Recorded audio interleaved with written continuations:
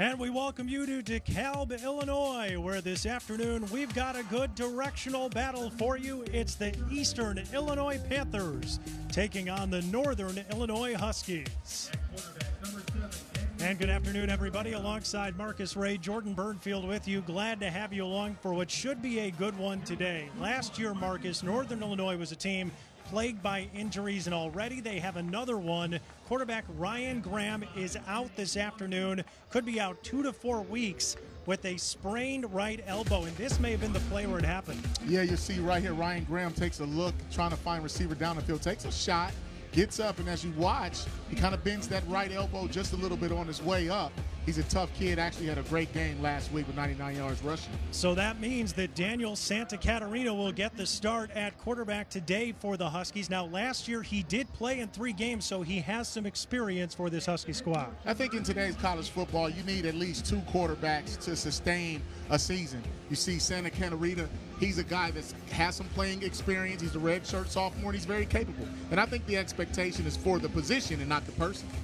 On the other side of the ball, Eastern Illinois comes in with a win in week 1, and the hero of that game was Dennis Turner, who made the game-winning touchdown reception. He's a good one for EIU. Yeah, he's very good. He's a senior out of Florida. He runs great routes, and he's clutch. Watch this play with 3 seconds left. He makes the game-winning touchdown, and he actually overcame some early drops, and that's what you want to see out of your senior wide receivers. These two teams getting set to meet for the 38th time in their history, and EIU looking to pick off NIU for the first time since 1998 here in DeKalb. It's coming up next.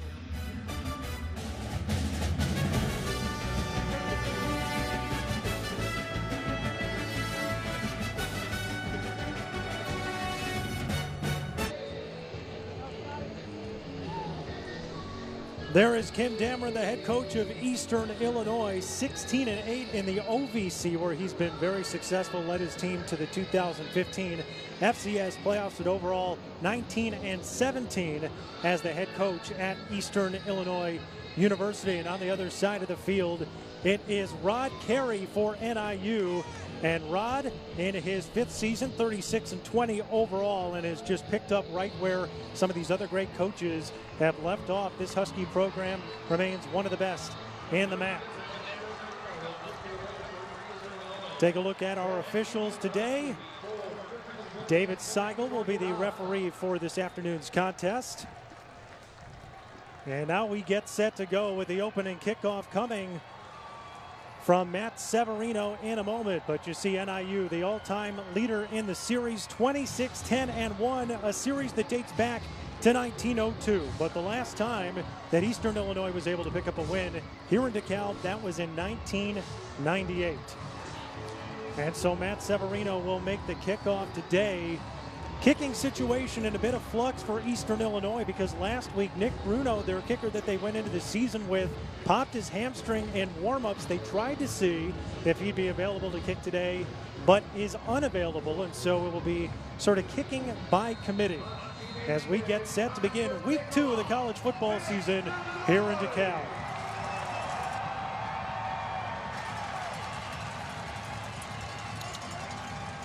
See what the Huskies do when they come out of this first return, try to establish some field position.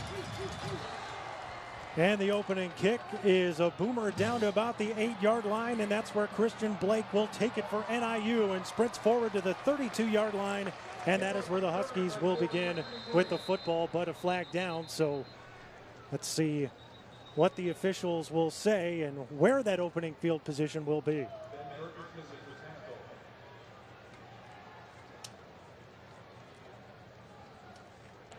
During the return, holding, receiving team, number 11, 10-yard penalty, first down.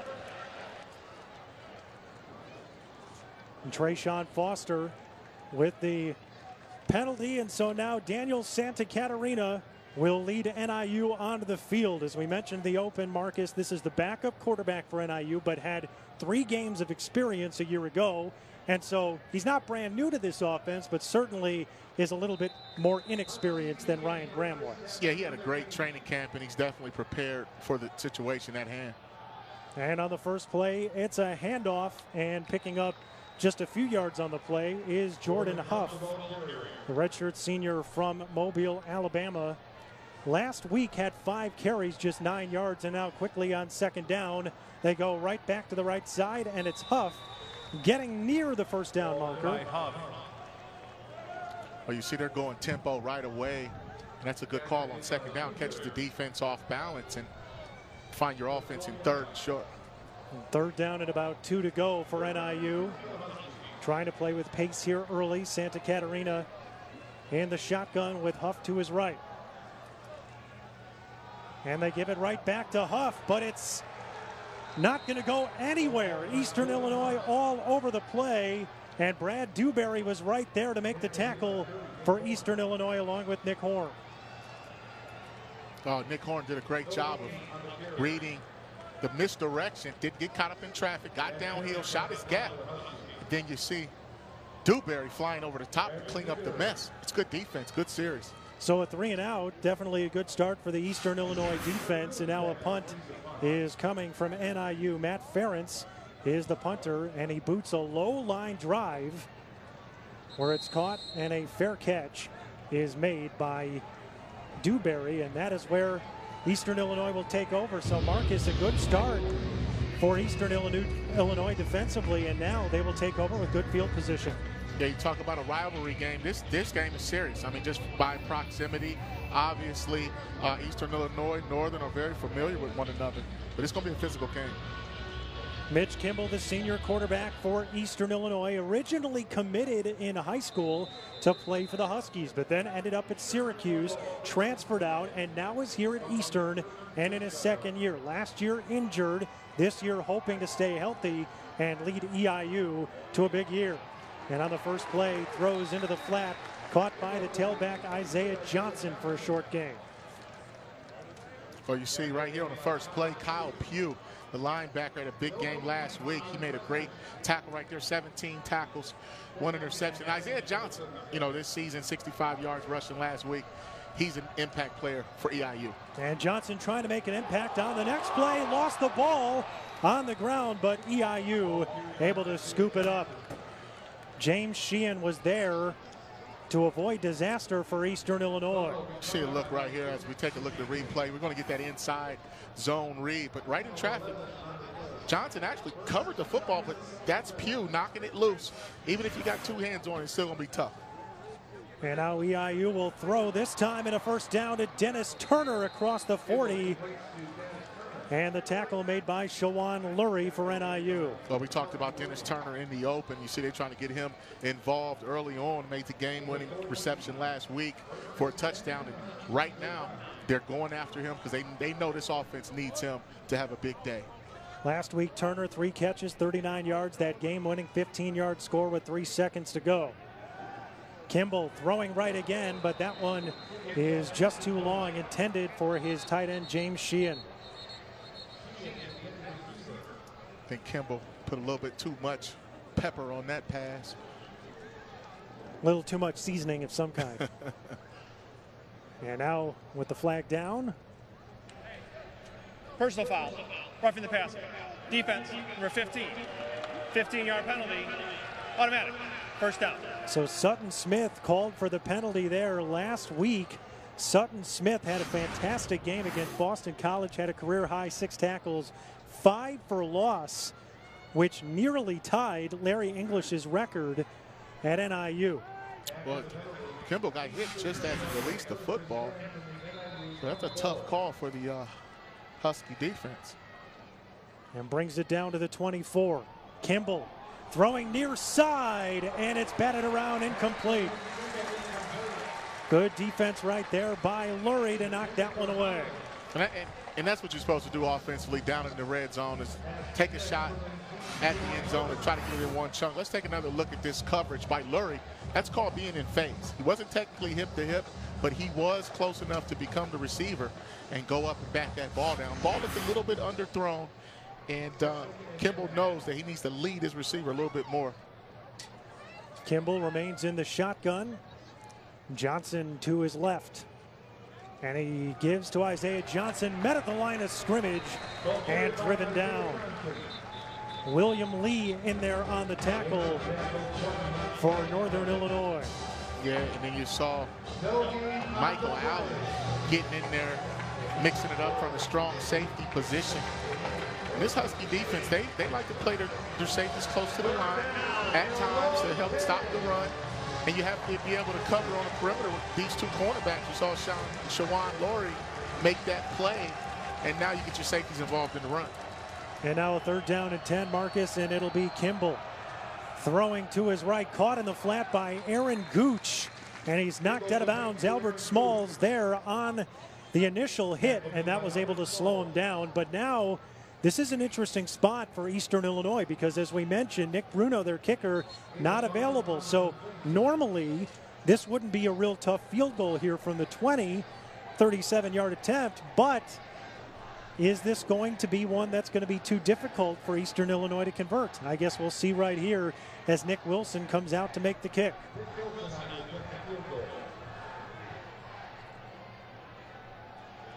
And that one sails through. A flag down, though, on the play.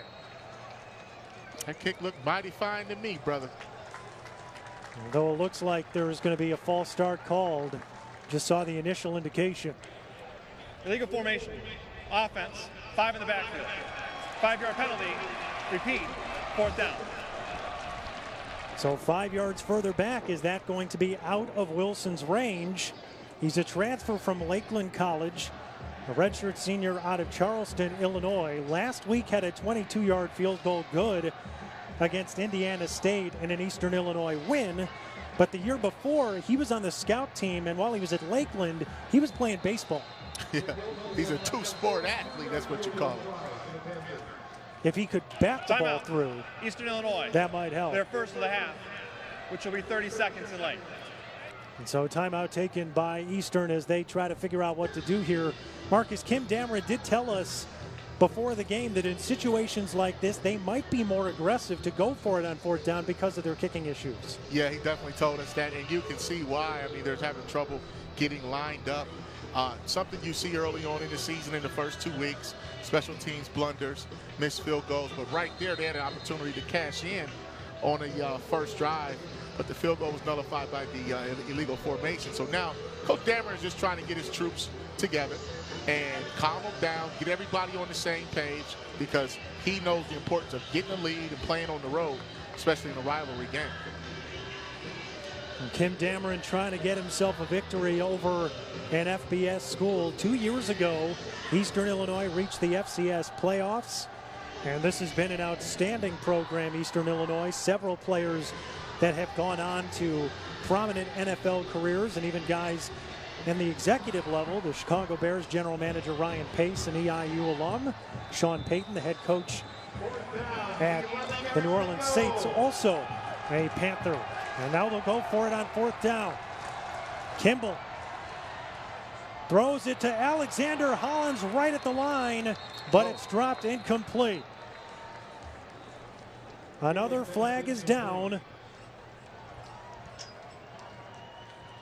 that's what you don't want to see as a head coach, is come out after a timeout, go for it on 4th down, and then see another laundry on the ground. Legal formation. Offense. Number 72 was the 5th player in the backfield. That penalty is declined. Turnover on downs. So consecutive Timeout. illegal formations do in Eastern Illinois, and they're unable to convert on their first drive of the game. No score here in DeKalb. Kim Dameron's team had a shot, but now NIU will be back on offense.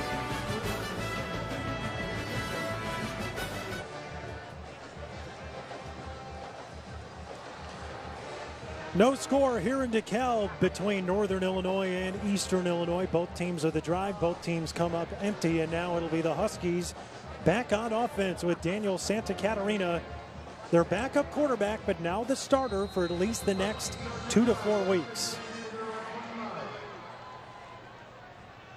And on the first play, throws into the flat, and it bounces off his receiver and up, but drops safely to the ground, incomplete. They tried to hit Christian Blake, and that's what you want to do, is to get your backup quarterback going with a short, quick throw. It was a good call on 1st down. You just got to make the play and execute. Some things, you know, some something we haven't seen by both teams so far is just being able to play have a clean series without penalties. And this time Santa Catarina gives it to Tommy Mister, and he fights forward near the 30-yard line for a gain of almost 5. Joe Caputo with the tackle on the play for Eastern, but Northern Illinois last week, a tough game against Boston College, lost 23-20. Christian Hagan had an opportunity to tie the game with a field goal that came up just short. And NIU coming off a season in which they went 5-7, certainly not characteristic of this great program. And that's Chad Beebe making the catch and a first down up to the 42. See Chad Beebe finding a hole right in the defense in that soft coverage. That was a good throw, too, by Santa Catarina. Took his time, went through his progression, made a big-time completion. And on the 13-yard gain, it's now first down for NIU. And Santa Catarina hands it off to Marcus Jones, who rumbles forward near midfield.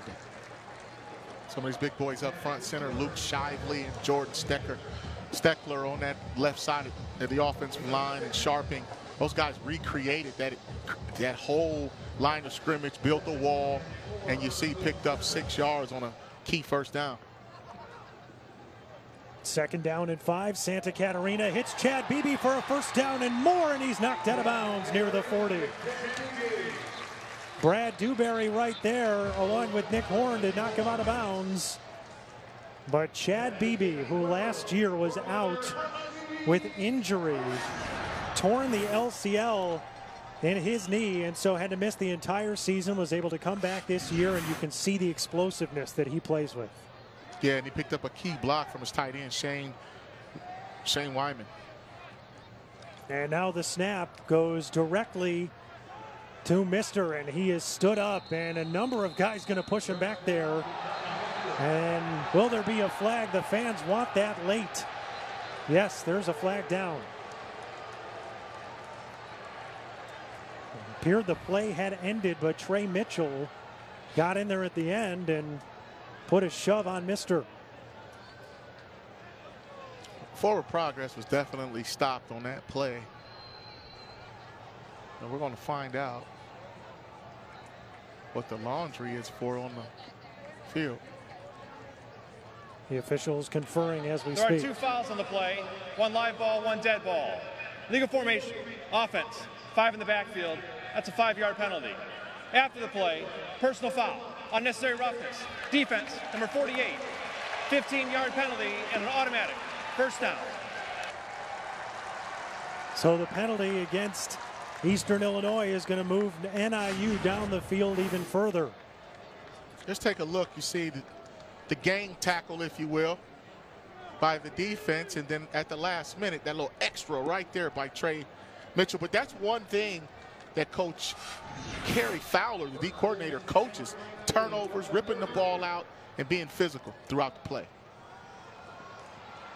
And now Santa Catarina gives it right, and nowhere to go for Marcus Jones. Nick Horn all over him, and another flag down. At that one late in the play there, Marcus, do you think it was a late hit? Well, it's going to be hard to tell, but you know, it's going to be a judgment call by the officials, and when it's that late, normally it's not on the offense. You know, I play defensive back, and I used to play a little safety and roughhouse some people, and sometimes you get a little over aggressive and get flagged. We'll find out. David Boston would know a little bit about that. Oh yeah, I had to rock him to sleep. After the play, sideline interference, contact with an official in the white on the offense. It'll be a 15-yard penalty from the end of the run. It will be a second down. So after Eastern Illinois picks up the penalty, now Northern Illinois' penalty will bring them right back where they were. Yeah, we got a sloppy game so far with all the penalties. Can't, you know, offensive guys 5 in the backfield. Let's take a look at this current penalty. You get a sideline warning on the Huskies. An official must have ran into one of the players or coaches, but they need the get back coach. You know, the get back coach is the guy that tells everybody, get back, get back. Get out of the way. We got plays happening.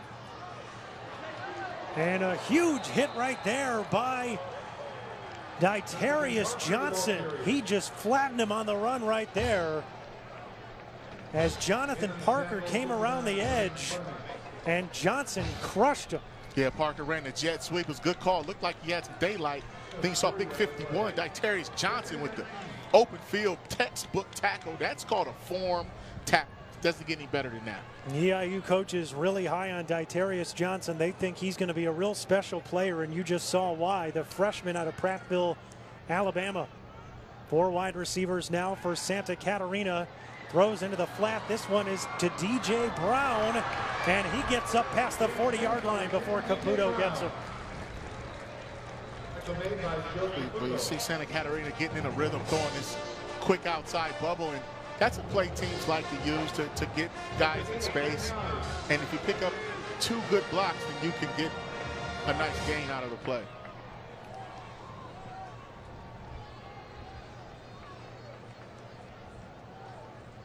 Santa Catarina with 3 wide receivers to the far side, this side. And on 3rd down and long, looking to go deep. He's got Spencer Tears. It's caught. Touchdown, Northern Illinois. A perfect strike. Santa Catarina to Spencer Tears, who beat his defender. And the Huskies are on the board first.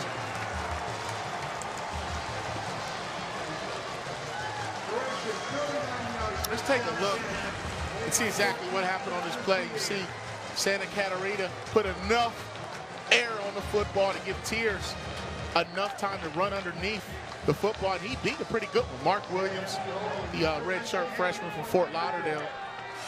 He had a pick-6 last week to give that EIU defense a spark right there. He just lost his technique somewhat, and then he got beat. But you can't look back unless you are hip-to-hip with that receiver. Christian Hagan on for the extra point. And boots it straight through. So Northern Illinois, on their first drive, had it come short on a 3-and-out, but this time, Daniel Santa Catarina, the backup quarterback, with a gorgeous throw and hitting Spencer Tears in stride for the touchdown and the lead. NIU up early in DeKalb.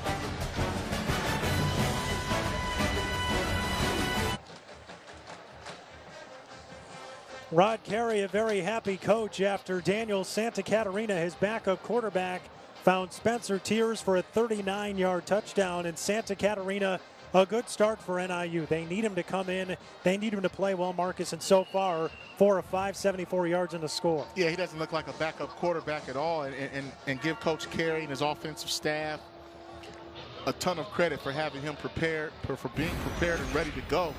And so far, he's running this offense at a nice tempo. He knows where to go with the football, and he looks comfortable. So, you know, there was penalties here and there on both teams, but he was able to get it all back in one play. But he threw a nice bubble screen here and there, but at the same time, he looks very polished. And now Eastern Illinois will get the ball back, and the kick returned to about the 21-yard line. And that's where the Panthers will take over. Darshawn McCullough on the return. On Eastern's first drive, Marcus, they did some pretty good things, but once they got into field goal range, that's when things went wrong. Yeah, and I think they shot themselves in the foot on that field goal because they actually made it, but there were a penalty, so the points came off the board, called a timeout. Then you come out and decide, you know, to go for it on 4th down, then you have another penalty. And they actually made the first down on the reception, so they've shown that they are very capable. They just have to stop beating themselves. Man in motion on 1st down, and Mitch Kimball throws it to the man in motion, and there was no contest right there for Josh Corcoran. He gets into the backfield and takes him down for a loss, and a good start for the NIU defense. Yeah, that jet sweep can only work if the guy on the outside gets ran by. But you see 12 Josh Corcoran getting up the field the way he's coached to do. And I think they were expecting that play. That's good film study. And when your defensive end gets that much penetration, it's hard to get that jet sweep around the perimeter. 5-yard loss on the play to Hollins. Now 2nd down and 15. Kimball throwing over the middle. That one is caught up to the 23-yard line. Reception by Jacob Welch. Jacob Welch, timeout 4 for an catches. injury. And now an injury timeout as There's a man down in the backfield for Northern Illinois, and that's Kyle Pugh. And that is not what anyone in this stadium wants to see as it falls quiet. It's good to see him getting up, walking. He plays fast. You see 6'1", 230 pounds. Sophomore out of Chicago Heights. I mean, he's a local guy. Watched him on tape, had a breakout game. Clock operator, And we're going please to put take a look and see 7:06 exactly on what the game happened to clock. the young superstar. He's coming off the Thank end, you. right to the left of your screen. And look like he just slipped. Yeah. Right in the middle, right in the bottom of your screen in the middle. He just kind of slipped and tried to redirect. Didn't plant as well as he wanted to, and has to sit out for a few plays. 3rd and 6 now for Eastern Illinois. Kimball throwing into the flat, incomplete. Intended for his tailback, Isaiah Johnson, but bounced through his hands. And so now it'll bring up 4th down and a punt team. Yeah, Kimball had plenty of time in a clean window to throw that football. Isaiah Johnson just didn't get his head turned around fast enough. He was able to reach down and almost make the grab. Probably would have got the first down if he would have turned up. But it's just a timing issue right now offensively for Eastern Illinois. And Cody Edwards is out to punt. And Chad Beebe back to receive it for Northern Illinois. Chad Beebe just so valuable to this NIU team, both as a receiver and on special teams. And this is a short but high boot. That'll bounce to Beebe, but he loses the ball and it's loose on the ground. Who's going to come up with it? Eastern says they have it. The officials have to get through the pile. The ball is already out of there. The ball is on the 45-yard line. Still looking for who's got it, and it will be Eastern Illinois. So Chad Beebe, who's an experienced punt returner and a good one, just couldn't get to that ball in time, and after it bounced off of him, Eastern Illinois recovered by the offense. 1st down for Eastern Illinois. will have it inside the 30. I'm going to tell you exactly why BB made a mistake. He should have became a shortstop. Watch. What you do is try to get your body in front of the football. You can't be moving. You have to stop and squat and have a wide base and scoop with 2 hands. That will make it easier to field that ball. But when you're moving and shuffling and bending down and the ball bounces a certain way, you might not get it back. Fumble recovered at the 29, and now Eastern Illinois will take over. So effectively, they reverse field after the fumble by Beebe. And this is Robert Columbus, and he's met quickly at the line of scrimmage and taken to the ground. Big hit right there from Antonio Jones-Davis. Antonio Jones-Davis in there for the temporarily injured Kyle Pugh. And you see he just played fast, flew over the top. That was a big-time hit. 2 tackles last week for Jones-Davis in a backup role, and now it's 2nd down and about 11. Kimball throws incomplete, batted at the line of scrimmage, and now a flag flying in at the end of the play. Looked like Joe Saunders got his hand on it.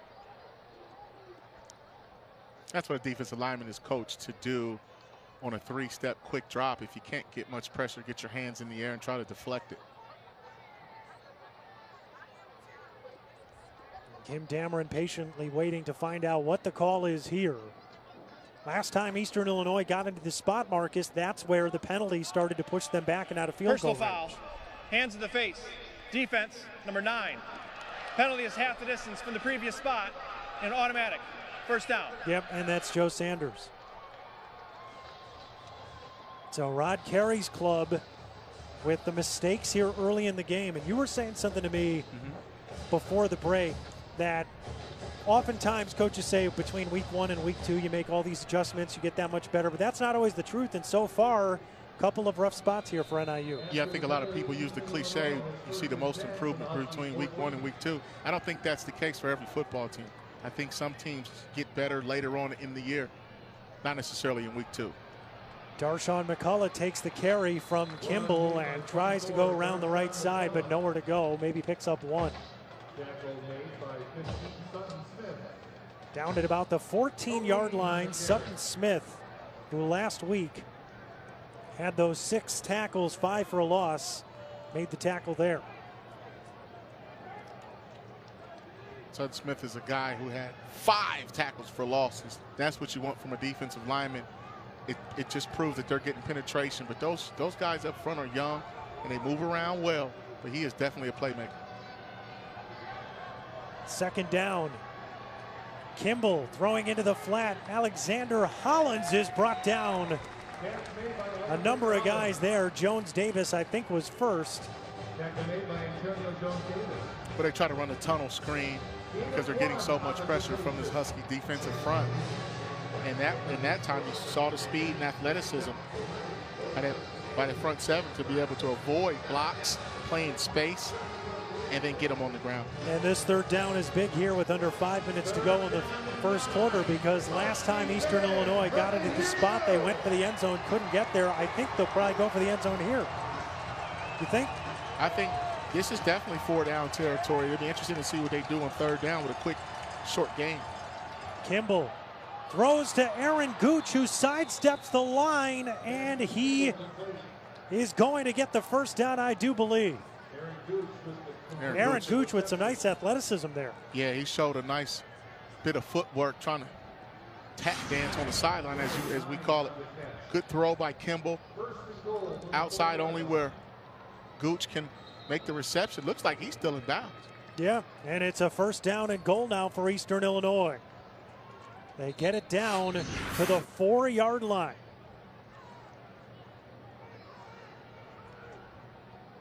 That was a good call on 3rd and 9 because they bunched up the offense and brought all the defensive backs to one spot and then broke out to the open area on the field. And now the 2 officials discussing something here. Gooch was trying his best to keep a foot in bounds and at least put the football. The clock is correct. Over the line. They were discussing the clock. Apparently it's okay. And now Kimball and the EIU offense with an opportunity to try to tie this game. There's the snap, a fake, and Kimball will take it himself, but he's driven down at about the 2-yard line. That's a tough play to defend down this area of the field because you don't have much time to guess wrong or let your eyes fool you. See Kimball fakes the jet sweep, he keeps it up the middle, but one thing you can pay attention to, you see big Aaron Calloway, the right guard, he pulls, and that's a dead giveaway that the quarterback's probably going to keep it, and that's why the Husky linebacker stayed home. Second down and goal here for Eastern Illinois. Kimball gives to Johnson, and he's driven down in the backfield for a loss. That is Jawan Johnson, who got back there and took him down. It'll be 3rd down and goal inside the 5. Eastern Illinois coming out playing a little power football. You see Jawan Johnson, that outside linebacker, 6 foot, 218 pounds. He can run. He just shot the B gap. It's called getting in the back pocket, the hip pocket of the offensive lineman. He played downhill and fast and used his speed. And that's what you want to see out of an outside linebacker. 3rd down and goal here. They tried to run the last 2 plays. You think they're going to throw. And they will. Kimball fades to the back of the end zone, incomplete. They want a flag on that play. Alexander Hollins is throwing up his hand as if to say, come on, he got me. But he will not get that call. And so 4th and goal coming up. Kelty Williams, the safety, did get away with a little bit of a hook. The post corner route is big. You see he pulled the jersey. Look at that left hand right there. Now, I don't know if this ball is necessarily catchable or not, but he did wrap the left arm around. Little tricks of the trade us defensive backs use from time to time. Whatever it takes, right? Yeah, I didn't play like that, Jordan. I played just straight up. I didn't have to grab anybody. But that was a good, sneaky move right there. That's very good. And that is Nick Wilson, who's on for the field goal try, and the short boot is good. So Eastern Illinois able to get points out of the drive, couldn't get themselves into the end zone, but Northern Illinois up 7-3. 2:51 to go here in the first quarter, and Kim Dameron's team has moved the ball pretty well, and they're on the board here in DeKalb.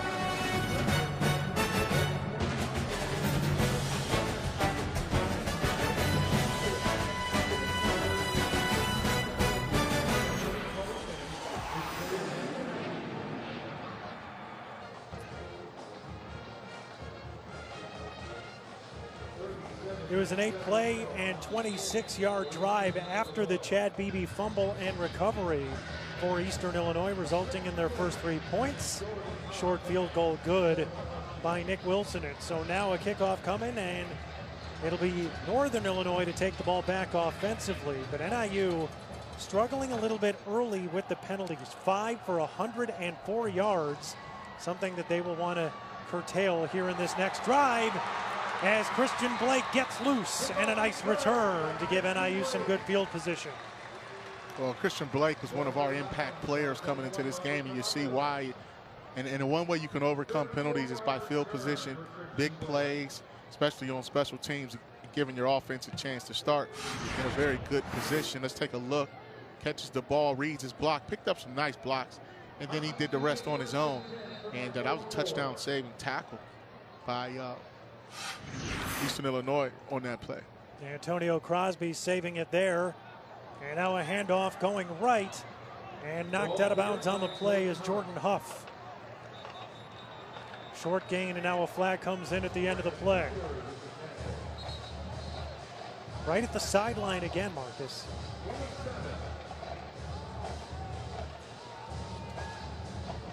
As the officials confer here, Kim Dameron's club playing tough against Northern Illinois here early. Well, you know, we talked to Coach Rod Carey earlier in the week, and he told us that he was very pleased with the fact they only had 8 penalties last week and felt like they played a clean game, and he didn't even realize they had 8 penalties. After the play, personal foul, unnecessary roughness, offense number 56, 15-yard penalty. It will be second down. That hurts. Ryan Roberts called for the penalty, the right tackle. So it's going to be second down and very long here for Northern Illinois. See, take a look at the right tackle. If he comes at right here, it's right there. That is, I don't know if that's not too bad, but he did ride the defender out of bounds, and the play was pretty much over. Got to respect the call. See the penalties: 5 for Eastern Illinois for 104 yards, 3 against Northern. And a nice hit in the open field right there by Ditarius Johnson once again. He's had a couple of big ones. This man is a wrecking ball, flat out. I mean, 6'1", 255 pounds, and he can move. You see the athletic ability to play in space, runs, creates a beeline to the ball carrier, and lays him on the ground the way it's supposed to look. It'll be third down and very long, 19 to go as Santa Catarina throws it left. DJ Brown making the catch up past the 42 before he's drilled down near the original line of scrimmage by a host of tacklers for EIU, including Trey Mitchell. Well, Trey Mitchell's another impact player for this game. Had a monster game last week. We talked about 11 tackles, a sack, 3 for loss, forced fumble. I mean, he sacked the quarterback, recovered it, forced the fumble, and recovered all on the same play. He has big playability for this Panther defense. And that time they went to their prevent package and forced a check down throw and tackled it. So punt coming up, it's Ferentz, and that's a high, nice boot. And a fair catch is made back at the 15-yard line by Aaron Gooch. And so Eastern Illinois takes the football back, and Marcus, that is just what the doctor ordered for Kim Dameron's Eastern Illinois club. They get a field goal, and then they force a 3-and-out on NIU in the following drive. And that's what you want to see out of your defense. You know, come back, reward the offense for getting some points on the board, minimize your mistakes. And a defense prides themselves on what's called sudden change. And once the ball crosses the 50, that's a sudden change situation. But that big return was almost a negative spot for that defense, but they responded. But the penalty also helped on the Huskies. Right tackle, Big Roberts, set them back a few yards. And now Mitch Kimball back onto the field with the Eastern Illinois offense. The first down and 10. And a handoff goes to Darshawn McCullough, who picks up 2 out to about the 17-yard line where he's taken down. You see Allen coming up from a strong safety spot, and McCullough just trying to pick up some yards. They're in an area where first down you got to be smart, and that was just a simple toss to try to get to the perimeter and beat some of that penetrating pass rush from the defensive end. Second down and 8 now for Eastern Illinois. on the 16. Kimball rolling right. Throws, and it's intercepted. Northern Illinois bringing it back as far as they can. It's Michael Allen with the pick and down to the 11-yard line. I'm going to teach you a little bit of baseball here, partner. That's called stealing second base. That's what Michael Allen did. You know, when a pitcher is on first, when he can't see first base and you're still second, he never saw Allen coming from the backside. And Allen held his water, and as soon as he saw that ball released, he was able to get a jump on it. Kimball has to be smart, understand when you throw the football inside, in between the numbers and the hash and zone coverage, there may be an extra body there. And that's exactly what Allen did. And now Santa Catarina on first down. Throws to Tommy Mister, who gets inside the 10 before he's shoved out of bounds by Ditarius Johnson. But after Chad Beebe had the big fumble on the punt return a few minutes ago, here's NIU responding with a big turnover of their own. Yeah, they responded, got their offense confidence going, and created great field position. Second down and Santa Catarina rolling left. He's going to run it himself up the middle inside the 5 and driven down at about the 3-yard line. You see Dewberry coming up trying to get a piece of Santa Catarina. That's a good heads up play. Nothing was there. He wanted to go down the first field. Quarter as Northern Illinois is on the doorstep trying to get themselves into the end zone. Daniel Santa Catarina threw a 39-yard touchdown pass earlier to Spencer Tiers. Will he throw another one? Will they run it in? Will Eastern Illinois get a stop? 7-3, Northern Illinois leading Eastern Illinois here in DeKalb.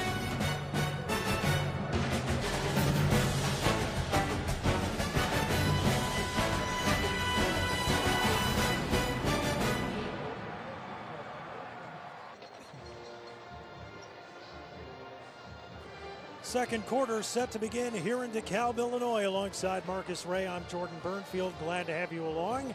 NIU the 7-3 lead, and as you take a look at the first quarter stats, what stands out to you the most, Marcus? Has to be the penalties. Northern Illinois 6 for 119 yards, but they are up 7-0 due to the pass yards. You see it right there on the screen, 82. Picked up a huge chunk, 39-yarder, but third downs are also, they're not necessarily an issue right now. I mean, you want to see it closer to 50% for both teams if you're an offensive team. But if you're a defensive coach, then you like those numbers. Then your defense is getting off the field. But they have to clean up these penalties, I think, on both sides. No doubt Rod Carey wants to see that cleaned up, but Daniel Santa Catarina, Marcus, a really good start to this game. 5 of 6, 82 yards passing, had the 39-yard reception to Spencer Tiers for a touchdown. He's looked pretty good. Yeah, Daniel's playing well. He looks in rhythm. He's comfortable with the offense. And all quarterbacks are one play away. Third down and 3. They'll give it to Tommy Mister, and he rifles forward near the line. I don't know if he got into the end zone. He did. Touchdown. Touchdown, Northern Illinois. Tommy Mister, the transfer from Indiana, muscles his way in. That's a great individual effort by Mister, running with a low pad level. We got to take a look at that offensive line here after this extra point after. But, oh, no, we'll take a look at it right now. Watch the left side. Just double team, cave down. You get the pull from the backside from the right guard. The laws, and the previous play Mister does the rest. Is under further review. They're going to review this touchdown. What do you think?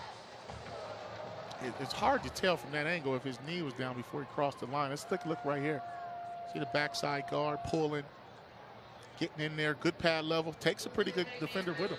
Ditarius Johnson took him for a ride after he's been putting licks on people all day, but it's a physical ball game up front. Check it. It was Marcus Jones who tried to get his way into the end zone, and Jones, I don't know if his knee is, well, on that angle, we see a lot of the official, but can you see if the ball got in there before his knee went down? That's what they're looking at. It's going to be an interesting call depending on what they see. See Coach Dameron looking on. They play a lot of physical defense.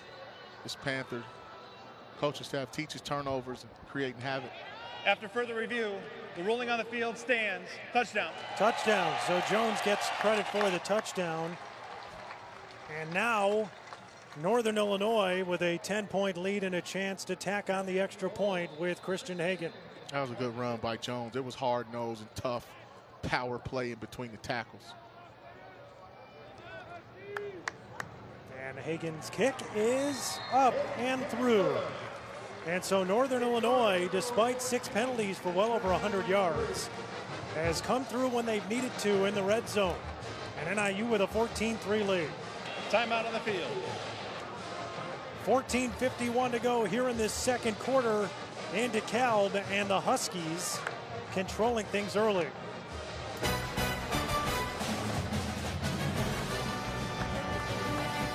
We'll be right back here in DeKalb. Christian Hagan set to kick for Northern Illinois, who just 9 seconds into the second quarter got a touchdown on Marcus Jones' 3-yard run, and so now it'll go back to Eastern Illinois. Dennis Turner waiting deep for EIU to return this kick. And he takes it from about the goal line. And right after the initial hit, he's taken down at about the 12-yard line. Good coverage on the play from Northern Illinois, including Antonio Jones-Davis, who had a couple of big plays on defense and now getting involved on special teams. Yeah, he was one of the first guys down the field on that coverage. And that's excellent kickoff coverage, but it started with the kick. When you place it outside the hash, it forces the return men to try to get back to the wide side because they had a return right on, and that played right into the hands of the Huskies coverage team. And so now Mitch Kimball back onto the field with the Eastern Illinois offense. And we'll see what the Panthers have in store on this drive. Pitch to Darshawn McCullough, who gets past the first defender and finally ridden out of bounds at the 17-yard line. Naomi Olutu on the coverage there. You see the Panthers just trying to get a little breathing room with a quick hitter. McCullough uses his speed, 5'9", 185 pounds, out of Chicago, Illinois. Darshawn McCullough, very talented young back for Eastern Illinois, and now Mitch Kimball running it himself with nowhere to go, and he's taken out at about the 18, and again a flag at the end of the play.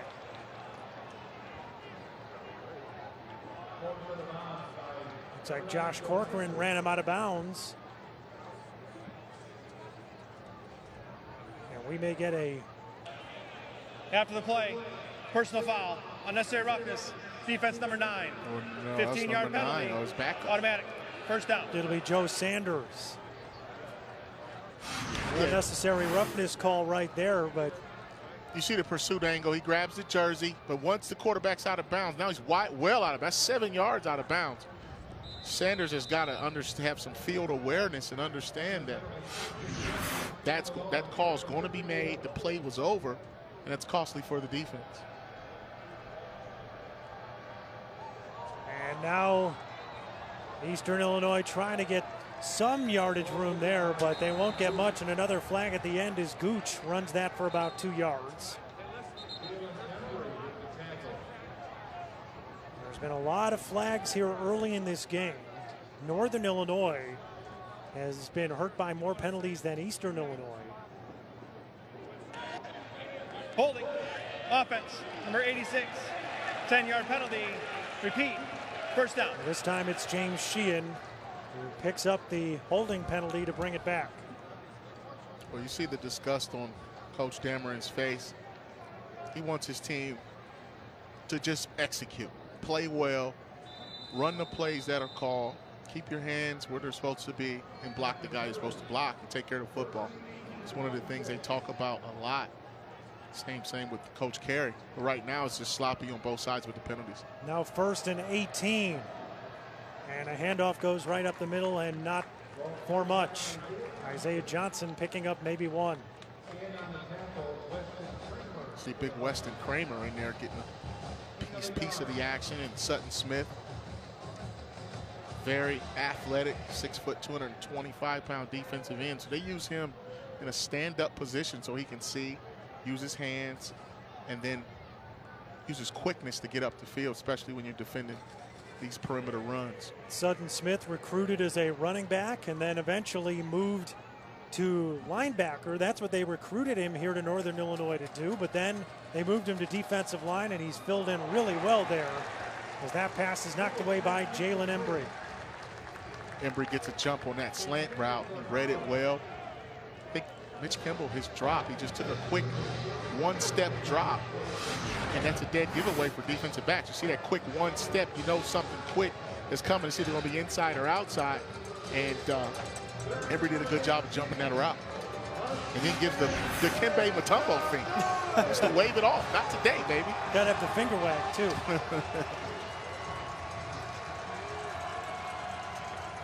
Third and 18 now for Eastern. Kimball over the middle, it's knocked away. Intended for Hollins, who is coming across the middle. He could not corral that ball, and then it falls safely to the turf, but it's going to force Eastern Illinois to punt. It's tough to really get into a rhythm offensively when you're playing behind the sticks. That's 3rd and 18. The Huskies defense put their dime package on the field, play deep to short. So Kimball really didn't have anywhere to go with the football. And he has to be careful with that throw, too. Just, if anything, you want to check it down, get the completion. But when you put that much heat on it across the middle, bad things can happen. 4th down and 18, the punt coming. Chad Beebe is back to return. The last time he fumbled and gave it back to Eastern Illinois. This time a fair catch he's run into after he caught it, but was on a sprint. I think they're going to allow it. And so Northern Illinois is going to take over the football from their own 41-yard line. Yeah, it was a little incidental contact. You know, he got blocked into BB. So the referees have done a fine job of calling this game. I guarantee you, if there was a foul on that play, they would have threw that flag. As many penalties as we've seen, but you've seen Daniel Santa Catarina. His number's 5 of 6, 82 yards, 1 touchdown, and his job is going to be to continue to execute, find the open man, and protect the football. Santa Catarina, the redshirt sophomore from Geneva, throwing on the first play, nearly picked off. Incomplete. Brad Dewberry jumped the route, but could not hang on. I'm telling you, Dewberry, he got a jump on that route. That could have been 6 points. Now, this Panther defense is very opportunistic. They mix up their coverages with man and zone. He's a 6 foot, 215-pound senior. He's seen this before. He read it. If he would have read it a half a yard sooner, that would have been a touchdown.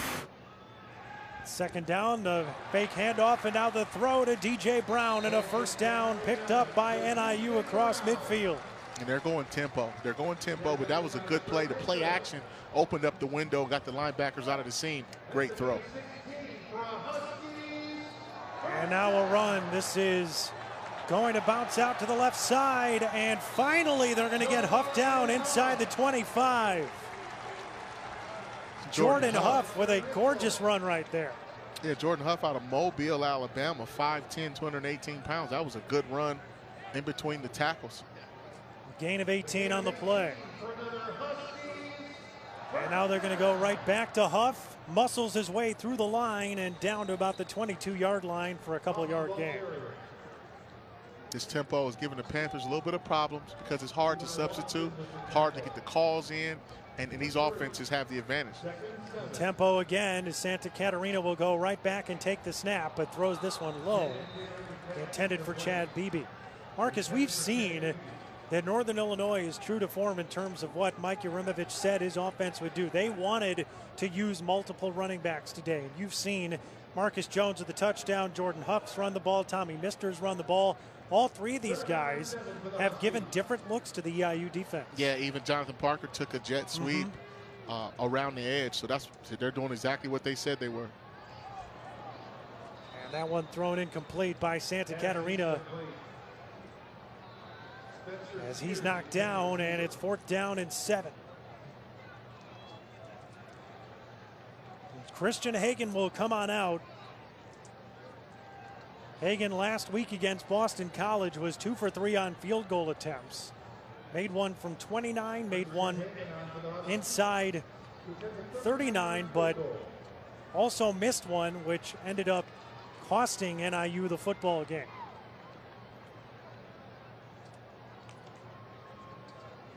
And he boots it from the 29, and I think it was tipped at the line. No good. Well short. That is a win for the defense after giving up a lot of yards. But once the field got shorter, timeout on the field. They buckled down. Just take a look and see who's pops. Kind of block. Looked like a penetration. Right? Oh, yeah. Yep. And that's a nice that guy block. again. Trey Mitchell. Trey Mitchell gets the hand on it, and no score for NIU. 14-3, the Huskies with the lead here in the second quarter.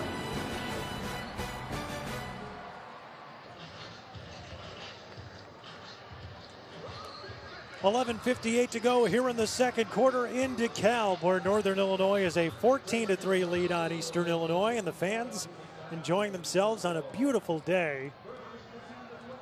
Here just southwest of Chicago. Eastern Illinois back on offense after the blocked field goal by Trey Mitchell and a short run for Isaiah Johnson. That blocked field goal was huge because it prevented points from getting on the board. The defense surrendered plenty of yards. Let's take a look. Look to the left of your screen. You see Trey Mitchell, number 6, squeezing through, getting skinny. Watch his right hand in the middle of your screen. And then watch it tip. Man got his hand on the football. And now on second down, Mitch Kimball knocked down in the backfield, Michael Allen, but a flag is down on the play. Michael Allen is everywhere. He's had a great first half. There's no doubt. Part of that veteran secondary of Northern Illinois. Well, holding against Eastern Illinois, so this will bring it back. Holding. Offense, number 23. A penalty is declined. Third down. Or not. Isaiah Johnson was called for the penalty, but Northern saying, well, we're fine with 3rd and 9. Yeah, they'll live the down, especially with guys like Michael Allen right here, taking a look at him, making plays. One of the leaders of that secondary. I mean, it's a veteran group. Returned all 4 starters. Last week, NIU lost Traquan Smith for the season after he got injured, which is certainly a blow to this NIU defense. But the one thing that they told us this week, Marcus, is that they have a lot of depth there. So they feel like, even without Smith, that this is a really strong unit they have in the secondary. And now Kimball throwing over the middle, incomplete. It's intended for Dennis Turner, but there were a lot of red jerseys there and only one white jersey. Yeah, they protected the middle of the field in between the hashes, and Kimball's having a tough time finding open guys in the windows because these linebackers are fast, they move well, and the secondary is very intuitive and instinctive, and you don't want to turn it over. You saw Michael Allen pick the ball off earlier, so Kimball's getting a little gun shy. He's not sure where to go with it. So punt coming up. Chad Beebe, Don Beebe's son, is waiting back for the return. And Edwards the boot. A high kick that comes down to Beebe at about the 28. And he's got some running room. There he goes, inside the 30 and taken down at the 23-yard line, but there's 2 flags on the play.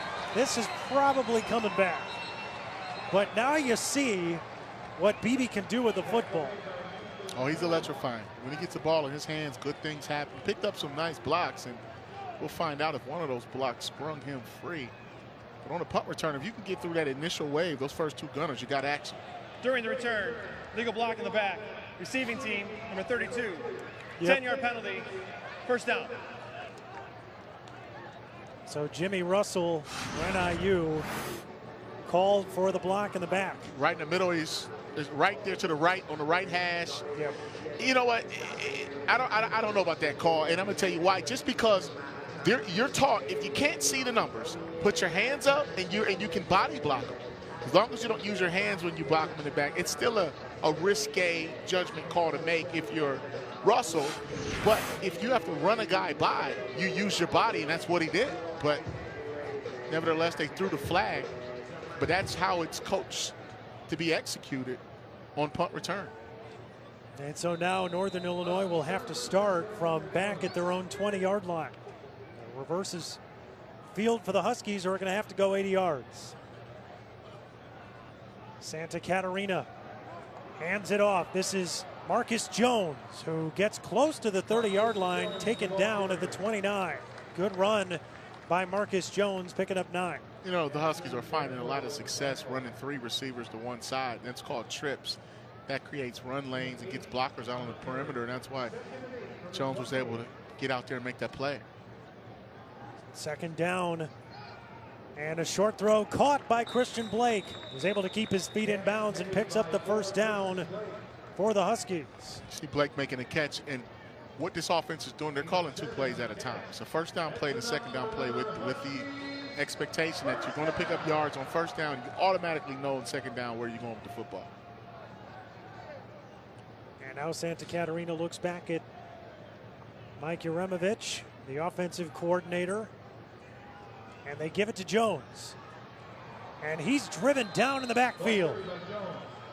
Nice play by Eastern Illinois. That's Xavier Sugars. Well, I'll tell you, sweet tackle. Yeah, I like it.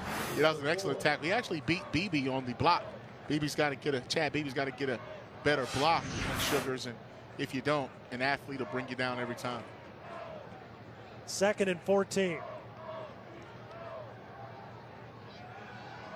Santa Catarina, the pocket collapsing, and he's taken down.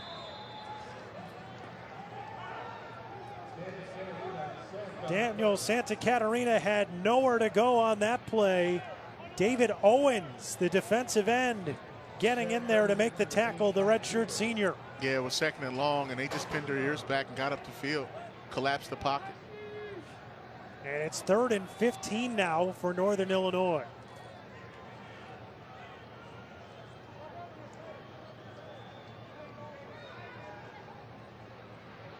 Santa Catarina throwing near the first down marker. It is caught. DJ Brown. DJ Brown, and they're going to give him the first. Yeah, he lined in that slot. Receiver matched up with Antonio Crosby, the star linebacker, a glorified nickelback. And Santa Catarina had too much time to throw the ball, and he found the open man. A nice pitch and catch from Santa Catarina to DJ Brown. And now Northern Illinois with a first down at the 45. And a short run here.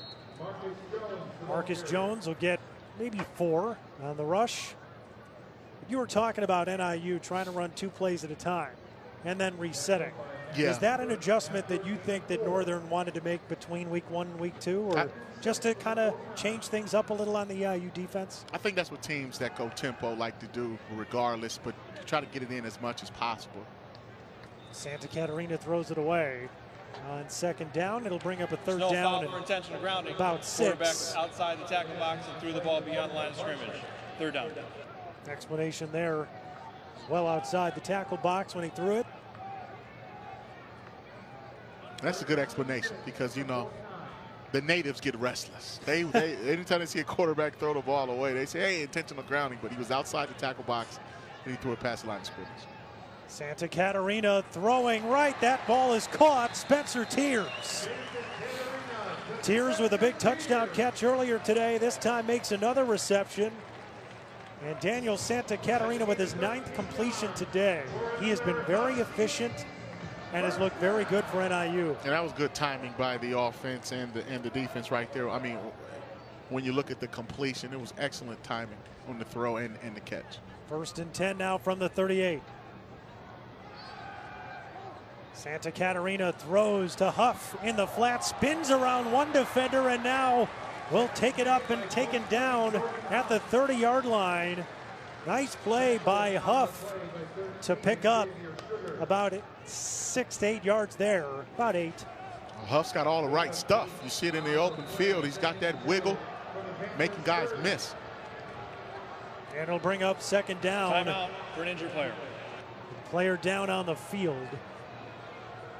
In the back, it's a Eastern Illinois player down at about the 38-yard line. Daniel Santa Catarina gets a chance to go back to his bench. And that is David Johnson down on the field.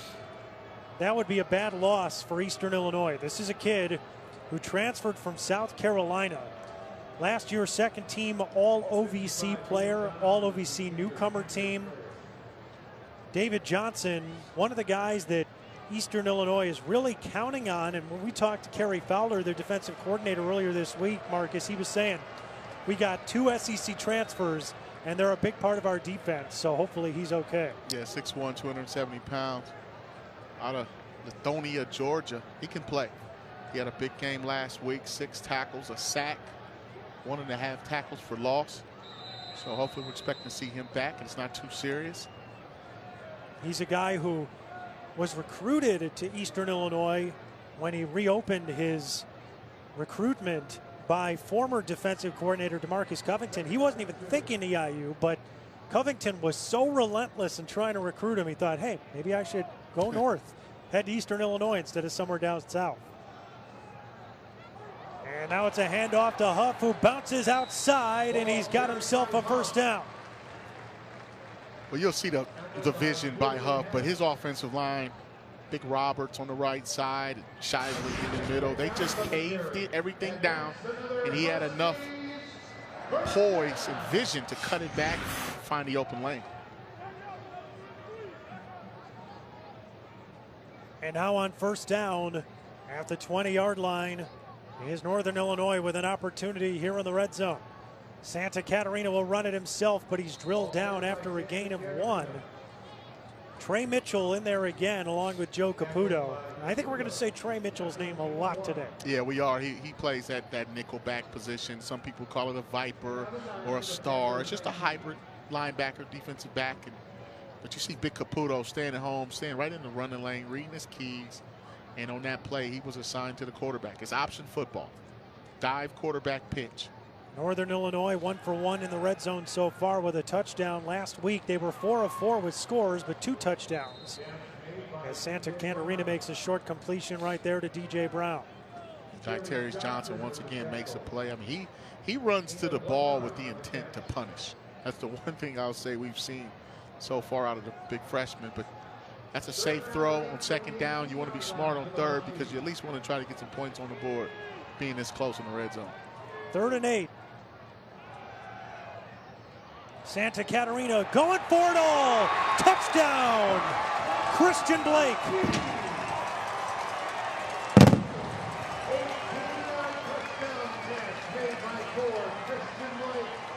Beautiful throw by Daniel Santa Catarina, and he hits Christian Blake for the score. Last week, did not have a touchdown catch, did not have a reception. Makes up for it on this play. See Christian Blake with the double move. Just gave a little stutter and go to Mark Williams. Is that, no, that's not Williams. That's, Julian Hess gave him a little double move action. Fell to the ground. And the extra point from Hagan is good. 13 plays, 80 yards in 5 minutes and 30 seconds. It culminates with a touchdown strike from Daniel Santa Catarina to Christian Blake. As we take a look, you see Santa Catarina had plenty of time. Look the defense off. Look to his right to force the safety out of the middle of the field. He knew he was going to get that double move by Blake on the backside. Threw a perfect ball. Good route, touchdown Huskies. 19 yards on the touchdown strike, and it's now 21-3 in favor of Northern Illinois. And the fans here have to be pretty happy with what they've seen so far. Obviously, with Ryan Graham out, the starting quarterback, the redshirt junior, who they expected to be their starter after a quarterback battle that lasted really into last week before they played against Boston College a week ago. Here comes Santa Catarina, who had experience last year, but admittedly, as a redshirt sophomore, not quite a lot of experience, just 3 games. But today's looked pretty poised, and this Northern Illinois offensive line too. Last week didn't allow a sack against Boston College, and this week just 1 sack to Santa Catarina. They do a good job of protecting him, and he's making good throws. He's playing well, and I also want to give credit to the play calling. I think they're calling plays that are allowing him to have a high completion percentage, and then they're hitting the deep ball too. And so the kickoff is a touchback. Darshawn McCullough able to safely corral it. And Eastern Illinois will start at the 25-yard line with their offense once again. Marcus down 21-3. Eastern has shown some good things in the first half, but ultimately not able to put points on the board. What are you doing here if you're Eastern Illinois and your offensive coordinator, Greg Stevens? Well, one of the things you want to do is eliminate the penalties first, those drive-killing penalties that are getting this offense behind the sticks. I would say run the ball a little bit just to loosen up the defense, working a little play-action pass, and try to work the ball in the middle of the field. And then eventually they're going to have to take a shot downfield and go vertical. Kimball in the shotgun. 3 receivers at the bottom of the screen. That one is tipped and intercepted. It is Mykelti Williams playing center field after that ball bounced up, and he was able to get it the second INT thrown by Kimball today, and Northern Illinois back in business. That's a great play by Mykelti Williams, the safety. And he's just playing in his zone, reading the quarterback. And whenever you see tips and overthrows, bad things may happen. You see, Kimball tries to fire the ball. It's probably ill-advised throw. Kyle Pugh was underneath in coverage. He got in the passing, throwing lane. Do you see how Pugh, right when that ball was tipped, he jumped up in the air. He knew that Williams was coming down with that ball. Yeah, and he probably thinks if he'd have turned his head a little quicker, he might have came up with that interception. That's right. And so Northern Illinois' defense trying to give them a new life on offense. And Santa Catarina throws this one into the flat. And a short completion knocked out of bounds on the play is Jawan Wesley. Well, that time, Panther defense didn't fall for the pump and go or the double move on the outside, and that's why Wesley was able to make the grab. He was the first, he was the second read, and then Daniel did a nice job of flipping the ball outside, not forcing it. 7-yard reception, now second down. Santa Catarina takes it himself, picks up the first on forward progress before they wrap him up and bring him down. It's a good safe call on second down. And you know, last week Ryan Graham rushed for 99 yards, and it wasn't necessarily a game plan thing. It was just whatever the defense gave him on that zone read. But it looks like this week for Santa Catarina, they're actually calling the design quarterback run instead of running that zone read with a run pass option and whether he wants to give it or keep it. So they're calling a nice game to execute and stay within the realm of what Santa Catarina can do. And now he's in the shotgun again. Rolling right, throws. It's caught by Marcus Jones. Spins to the 10-yard line before he's ripped to the ground. Trey Mitchell on the tackle. That was a violent tackle, but just by play calling alone, they were able to slip Jones out of the backfield off the play action look. And, you know, it looked like it could have been a shovel pass. He cleared the linebackers, and then he was free in space. Pickup of 8 on first down. NIU going for their 16th first down if they can get 2 yards here. Set up a 1st and goal. There's the handoff. Jones bouncing outside. He's got some room and down near the goal line. First down for the Huskies. And Marcus Jones showing how dynamic he is as a tailback. 5'8", 204-pound redshirt sophomore out of Evergreen Park, Brother Rice High School. Shifty, nifty, low center of gravity. It's hard to find him amongst those big hogs up front. And he'll squirt out of there the way he just did. There's the handoff. It goes to Jones, and he's into the end zone for a touchdown. Marcus Jones' second touchdown run of the afternoon. And Northern Illinois is distancing itself from Eastern, up 27-3. And this offensive line, they are winning the battle of attrition up front. You'll see on the replay once we get to it, Jordan Steckler, the big 72, with a pancake block. Right here, you're just getting blocks down the field. But that's the play before, and that's why Jones is hard to tackle. 5-play, 30-yard drive that ends with Marcus Jones picking up the short touchdown run, and Christian Hagan puts through the extra point. 3:05 to go in the second, and the Huskies all over their rivals from Eastern Illinois, up 25.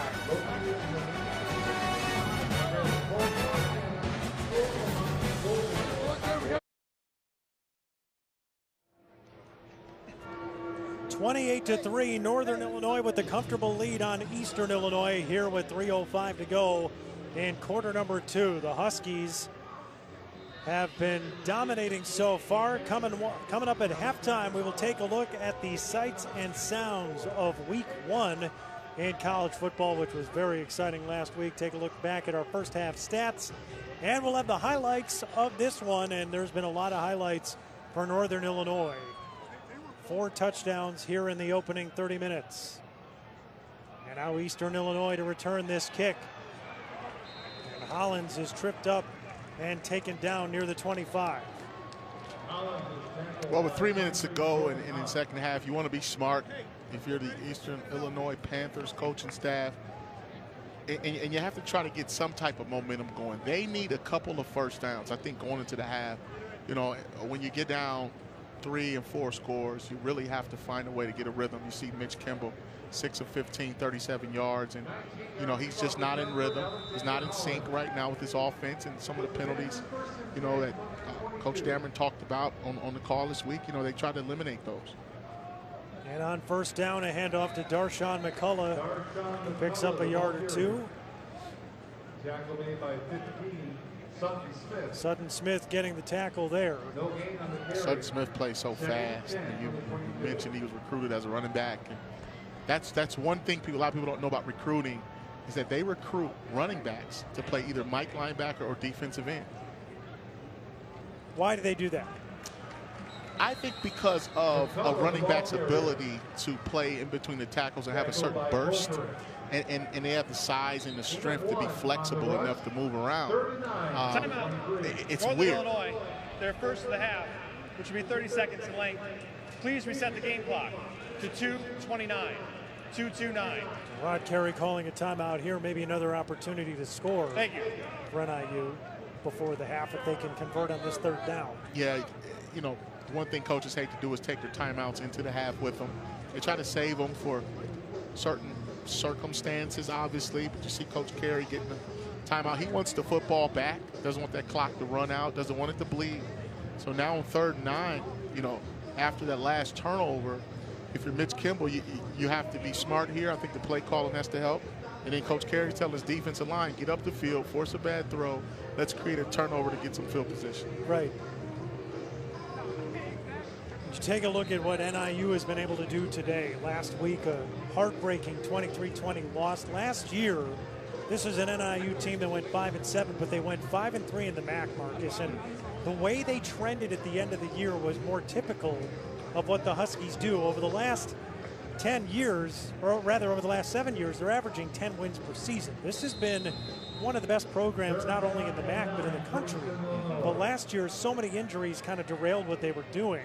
Obviously, with Graham out, they have Santa Catarina starting at quarterback, but they look awfully good again, at least today. This is a pass to Gooch that's going to be well short of the first down as he cuts up to about the 26. See Kimball throwing that pass under duress, flushed out of the pocket.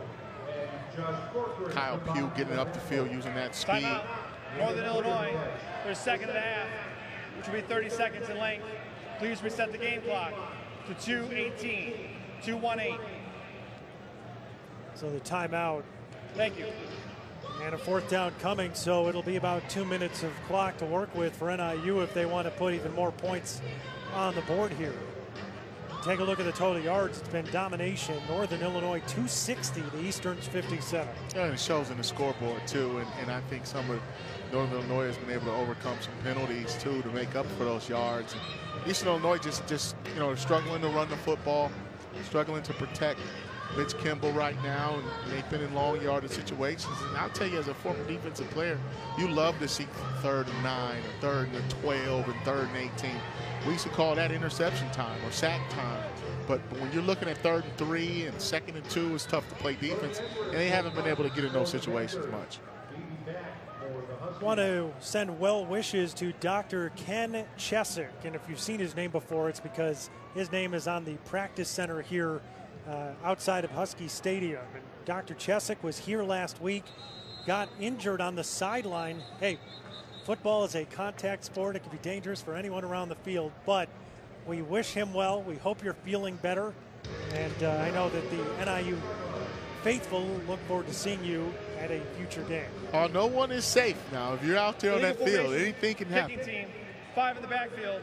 That 5-yard penalty will be added at the end of the play. First down.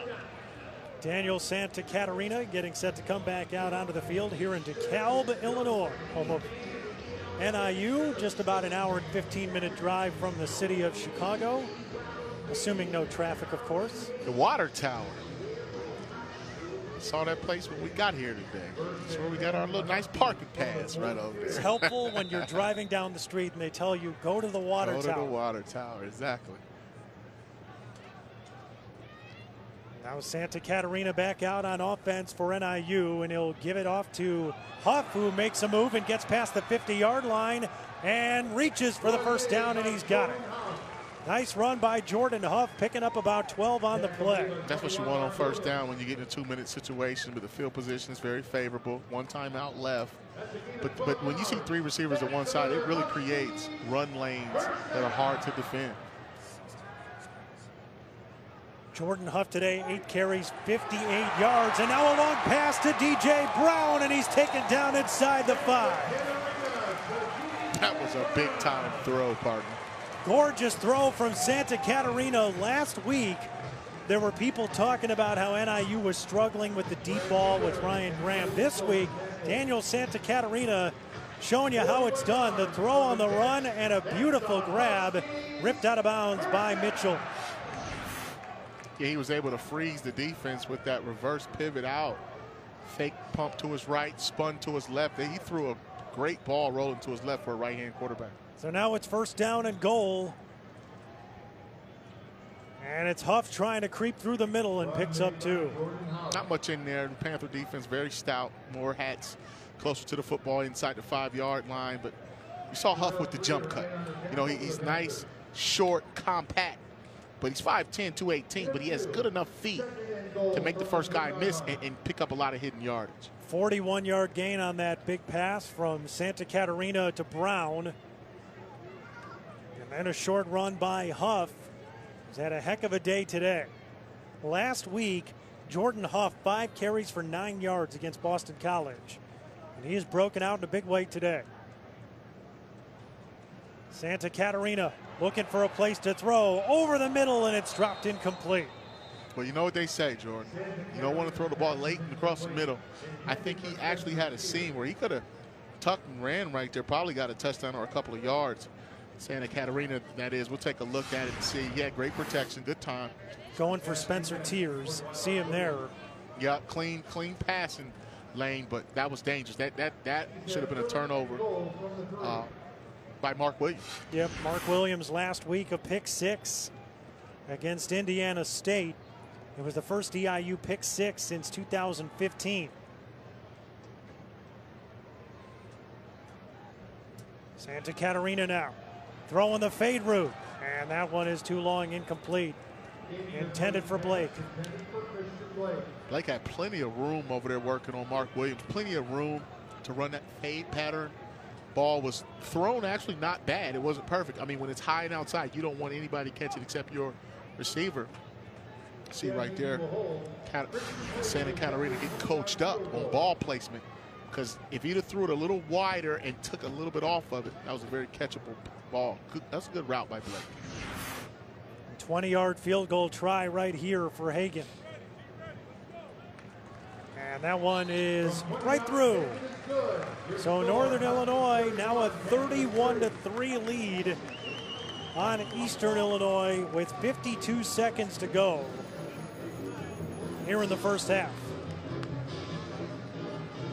Tacked on the extra 3 points in a 4-touchdown lead. I know Mark Williams is thinking to himself, man, I wish I would have caught that ball, because he might have had a run lane to take another pick 6 back. But when you're down 4 scores, you need to create some offense in other ways. 6-play, 55-yard drive in 1:20, and it was sprung by this play, Marcus. Santa Catarina rolling out and finding DJ Brown. They found DJ Brown, and he beat a pretty good one, Trey Mitchell. Trey was out of phase. He wasn't hip to hip, and he just got beat looking back. It's tough to play defensive back when you're chasing the guy. But that's a great catch by Brown. Good route. And I really think that what Santa Catarina did with his initial drop froze the defense and made everybody pause for a second, and he reversed out through a rope. And I think that was the key play of that drive. That 41-yard pitch and catch. And now Hagan will kick it off and right through. And so a touchback for Eastern Illinois. Well, here, Marcus, you got 52 seconds. Obviously, it's been a rough first half for the Panthers of Eastern Illinois. But if you're Kim Dameron or Greg Stevens, is this an opportunity here to try to get better, right? I mean, do you take these 52 seconds and do everything you can to score, or would you hang back a little bit here? Well, I would run a play, let's say a running play, just to test to see if Northern Illinois is trying to get the ball back. But I think right now for Coach Dameron is the time to try to find something that you can build on, something that works, like a quick pass. You see off coverage right now, something quick and outside, and try to just get your quarterback in rhythm. And that pass is knocked down. Sutton Smith, he feels like he should have had a pick.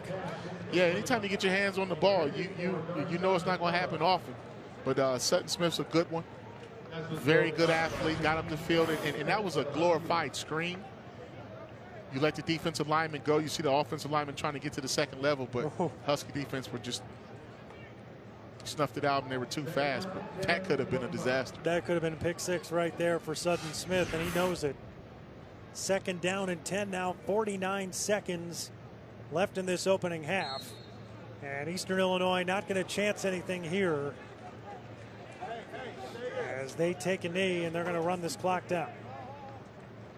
Going to halftime, can talk things over and see what Eastern Illinois can come out with in this second half, but it's been all Northern here in this first 30 minutes. 315 total yards for the Huskies, just 58 for Eastern. Northern has rushed for 99 yards, just 19 for Eastern. And they've passed for 216 to 40 for Eastern. A dominant first 30 minutes for the Northern Illinois Huskies, who had the gut-wrenching loss last week against Boston College, and today they look awfully good in response against their rivals from Eastern Illinois. Northern Illinois up 31-3. It's been running, it's been passing, despite a couple of turnovers. Daniel Santa Catarina has found his receivers, and the NIU Huskies rolling as we roll into halftime.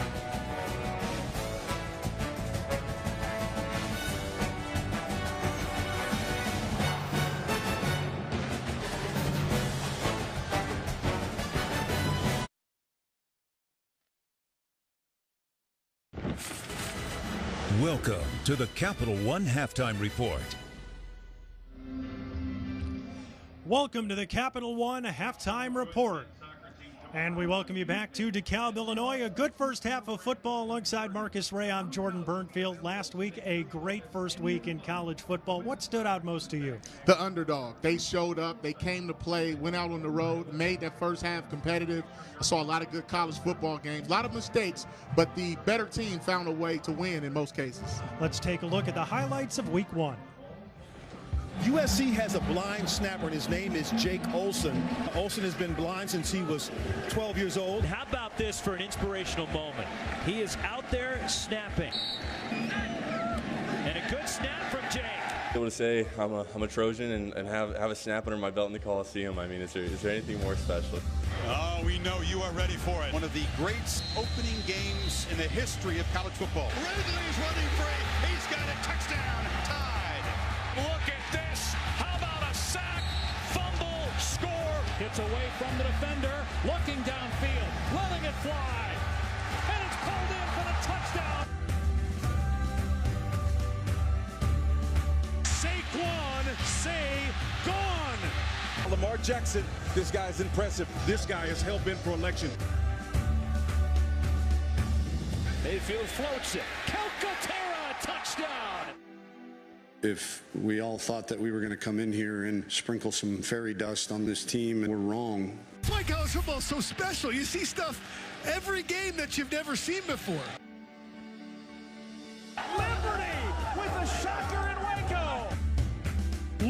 LSU as a whopping 45.5-point favorite. Howard pulling off the unthinkable. This kid is special. Over the middle. Oh, touchdown Bruins. Josh Rosen under pressure. Throws. Caught in the end zone. Touchdown. Rosen back pylon. Caught. Touchdown. Unbelievable. A great first week of college football. Thanks for watching the Capital One Halftime Report. We're back to DeKalb after this.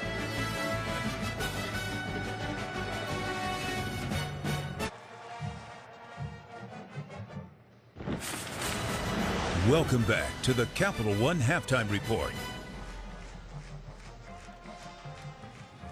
And we welcome you back inside Husky Stadium in DeKalb. 31-3, Northern Illinois leading Eastern Illinois alongside Marcus Ray. I'm Jordan Burnfield. Marcus, obviously the early part of this game, a little bit sloppy for NIU, but then they really got into a groove and dominated the half. Well, I think one of the things that helped them early on is that they got that defensive stop earlier when the Panthers drove down, got a field goal. It was called back, and then they got the big fourth down stop, so that really got the momentum going. But they've been able to make some plays down the field offensively, especially with Santa Catarina throwing the ball vertically. You know, he was 5 of 6 at one point. So I think the play calling really kept the Panther defense off balance. So did some of the tempo. But Eastern Illinois hasn't been able to find their own rhythm offensively, and they've had some penalties and things that put them behind the sticks, and they haven't been able to run the ball. Let's take a look at the first half stats in this one, and it has been very one-sided, as you would expect based on the score of this game so far. What stands out to you the most here? Well, 1 for 8 on third downs for the Panthers of Eastern Illinois. You just can't sustain drives if you can't get off, if you can't make third down conversions. But the 99 rush yards for Northern Illinois, I think they've been able to keep the defense off balance with run and pass, but they're 5 of 9. That's better than 50%. That's what you want. But Northern needs to clean up their penalties, but they overcame them. So they've been able to go down the field, but those pass yards still very lopsided, but just the total overall offensive output. 8 penalties for 144 yards for Northern, but it did not matter. They have a 31-3 lead on Eastern Illinois here at halftime. We'll be right back in DeKalb.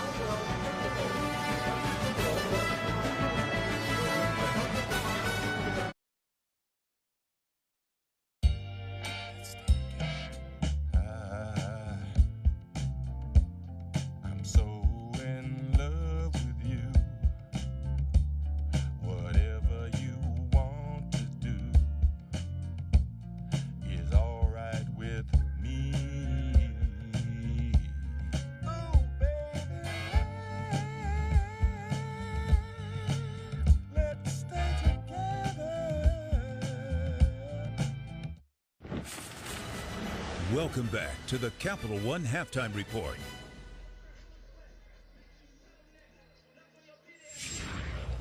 Let's take a look at this play that may have had an impact on your Capital One fan vote. Number 1, Alabama. Number 3, Florida State. The game of the week last week. That's Raekwon Davis. You saw him sack DeAndre Francois 3 times in the ball game.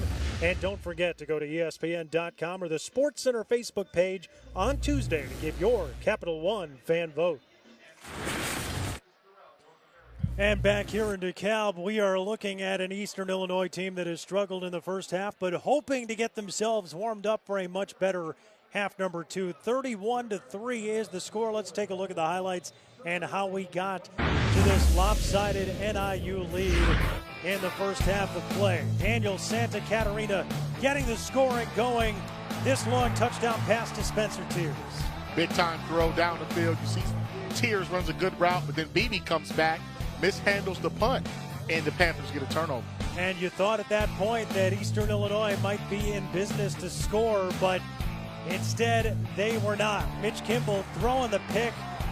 That's Michael Allen taking it, and then Marcus Jones. Those hard, tough yards to get to the end zone, and Northern Illinois was up 2 scores. They didn't stop there. Santa Catarina to Christian Blake for the touchdown pass, and then another handoff right up the middle to Marcus Jones. as he finishes 4 touchdowns in the first half of this ball game for NIU. And thanks for watching the Capital One Halftime Report. Coming up next, half number 2 here at NIU.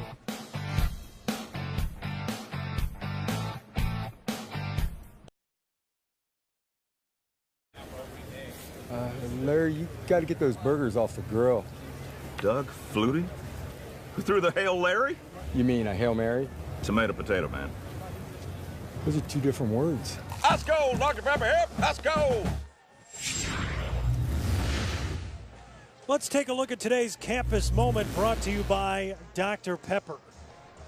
And a good crowd here today at Northern Illinois as the fans enjoying themselves. A beautiful Saturday afternoon, 73 degrees and sunny here. And they had quite a tailgate going on out there. Did you see that, Marcus? I saw it. I wanted to join them. I know. So did I. When I was walking up to the stadium, I thought, do I have to go in now? Can we just stay out there and tailgate a little bit? But a lot of people enjoying themselves down here in DeKalb, where they have got one heck of a football program. And it has been a lot of fun to see this team year in and year out as one of the best teams in the MAC. Second half underway. Dennis Turner returning the opening kick down to the 19-yard line. And Eastern Illinois comes back out on offense down 31-3. And obviously, it was a tough first half for Eastern Illinois. What do you think Kim Dameron told his team at halftime to try to get them back into this game? I think he told his team to settle down, stop beating themselves, and just try to get their way back into this game a little bit at a time, one possession at a time. But I guarantee you, he told his defense they need to create turnovers. They can't give up the big play. They have to keep the football inside in front, and they have to get more pressure on Santa Catarina. So Mitch Kimball's got to come out and find a way to get the ball to some of these receivers in space. But this offensive line needs to get a better push for the run game, too. Only one Eastern Illinois receiver had more than one reception in the first half. That was Aaron Gooch. And this time, Gooch takes the carry, but it'll be for a loss. You're seeing right away, Northern Illinois is getting up the field, getting that penetration, and that really disrupts any type of misdirection you have, or offensive linemen pulling, just knock guys off. And you see Eastern come out with a little bit of misdirection and try to deceive the defense, but penetration and speed always trumps that. Second down and 13 now for Mitch Kimball to work with. And he fakes the handoff to Johnson, now throws towards the marker, and that is complete. Nice throw by Kimball as he hits Alexander Hollins for the first down reception, or they'll call him just short. It'll be 3rd down and 1. Well, that time they ran a 2-man route and they max protect. They kept 8 guys in for protection, 8. So that's why you saw the one-on-one matchup on the back end, and then that was a good throw and catch.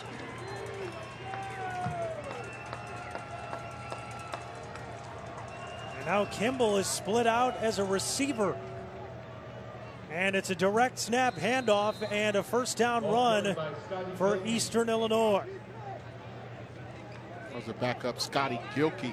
Scotty Gilkey coming in. And how do you like that? They put Kimball out wide. And sometimes you have to add a new wrinkle, right? When the game hasn't gone your way, try something different. Yeah, the OC Greg Stevens is coming out saying, you know what, we're going to empty out the playbook and we're going to come out with something different. Now Kimball throwing over the middle. That one's caught by Welch, and he's taken down near the 50-yard line. A first down reception. A beautiful throw by Mitch Kimball, and Jacob Welch getting into the action. Sanders makes the tackle. That's one of the throws he's been trying to make all day, but that time the offense caught this Husky defense in a different coverage, and the window was open. And they're going to increase the tempo. The handoff goes to Johnson. He's immediately taken down. That's Jack Heflin. A big Jack Heflin. First time we called his name, number 98, creating that double team, fighting off blocks and pressure. Big fella, redshirt freshman out of Prophetstown, Illinois. Made a great play right there, getting up the field using his hands. You know, I think we should just call him Big Jack all the time, right? He's Big Jack Heflin. Big Jack. Second down and 10. Gooch in motion.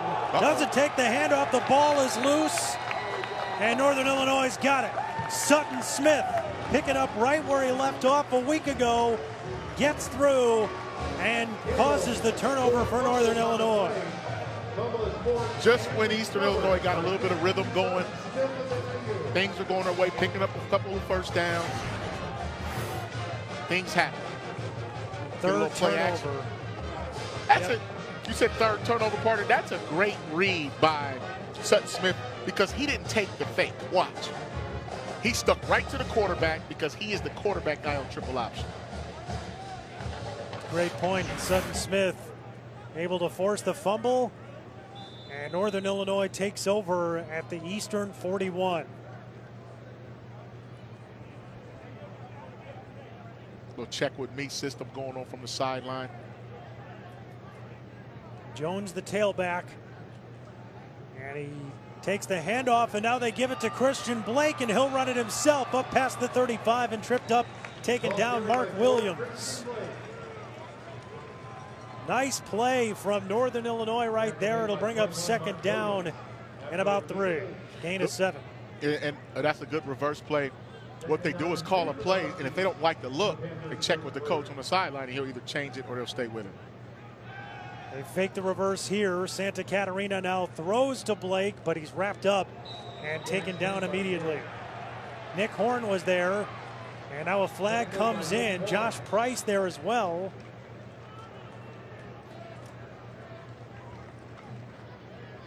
Well, the play calling has been excellent, and one of the things that they're doing is giving Santa Catarina a chance to check down. You see the previous play, you get the reverse action. Blake, shoulders burners, getting up the field, catching the defense off guard, and both teams are mixing it up offensively. Personal foul, targeting, defense number 44. It's a 15-yard penalty, an automatic first down. Previous Josh play Price is under further review. Gets the call for targeting. Yeah, they want to take a look again. There's been a lot of extracurricular activity on the sidelines today, on both sidelines, with late penalties. You'll see 44 coming into your screen right here. Let's take a look. Oh, that is helmet to helmet. And he led with the helmet. Led with the helmet. The officials are going to take a nice long look. In college football this year, there has been an emphasis put on trying to make this call right, trying to get it right to protect the integrity of the game and safety. And it's tough. That's a tough play to look at. Josh Price's helmet goes right into Christian Blake. Yeah, Price has to be careful leading with the helmet. Now, if you go in with a shoulder, it's a little different. Or when you see a ball carrier already has his forward progress stopped, you have to know, I probably should back off of this one. You don't want to blame a guy for hustling and showing great effort to the football, but at the same time, you can't lead with the helmet. Yeah, and you see the coaching staff was talking to Josh Price about that play. So just take a look here at the targeting rule. It's a 15-yard personal foul and an ejection when targeting a defenseless opponent with or forcible contact to head or neck area. So they want to see that angle again. And do you think that Price is going to have to be ejected from this game for this hit? If I was a gambling man, I'd probably say yes. I would err on the side of safety, just according to the rule you just read. After further review, the ruling of targeting is confirmed. Foot number 44 is disqualified from the remainder of the game. So Josh Price has his day come to an end. And difficult play for him, but in college football, like you said, they're trying to eradicate this kind of stuff, and I guess the only way to make it happen is to eject a player that commits this kind of foul.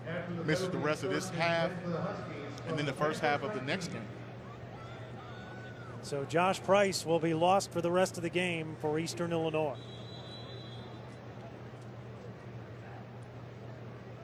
Santa Catarina giving to Marcus Jones here, makes a couple of nice moves up past the 15 and is drilled to the ground at the 14-yard line. Good run by Marcus Jones.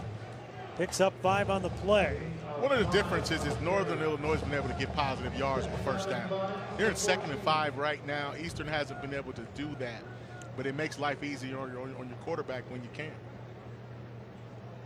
Now Chad Beebe is in motion there, but they'll hand it off. And a short gain for Marcus Jones. Cornelius Page, the rover for Eastern Illinois, was not fooled on that play. No, he played fast, recognized it, got up the field. You know, probably studied tape and could anticipate that play going, but that was an excellent play. I love seeing defensive backs play fast.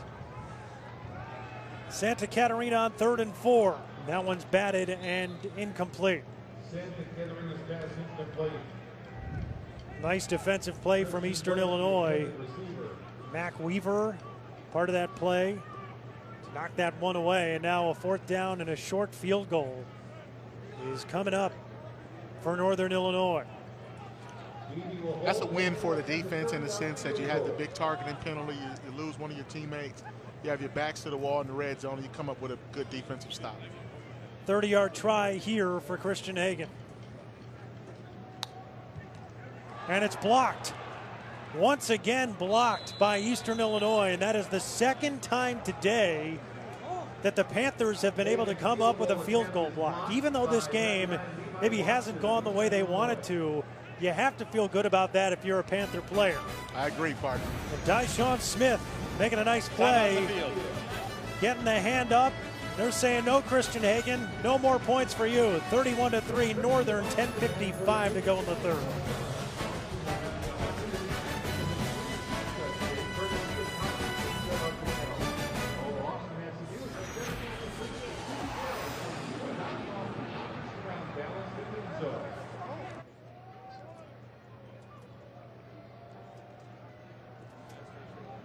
And Eastern Illinois back on offense after the blocked field goal, and it's a handoff to Darshawn McCullough, who picks up a few yards, about 6 on the play. It'll bring up a 2nd down and 4. Looking at the man who blocked the field goal, Terrell Greer, last time out. We'll try to show it to you when we get a chance. And a flag coming in on this play. They were trying to decide, was it Terrell Greer, was it Levi Watson? A couple of big men able to make that play. As you take a look now, Christian Hagan going for the field goal try from 30 out. And those two guys got up there. Yeah, they're getting penetration on that field goal offensive line team. Way too much for Coach Carey's liking, I'm sure. We were saying going to break, though, Marcus, I think that that's one positive that Eastern Illinois, regardless of how this game finishes. Face mask and grabbing the helmet opening. Defense number 90, 15-yard penalty. Automatic 1st down. William Lee called for the penalty, but I think that that's something that they can certainly look at and say, we did this really, really well against a quality team. Oh, definitely, and I'm sure once they watch the defensive film, they'll see that they made some key stops down in the red zone, you know, to force field goals and instead of touchdowns, but they've scratched and clawed the entire time.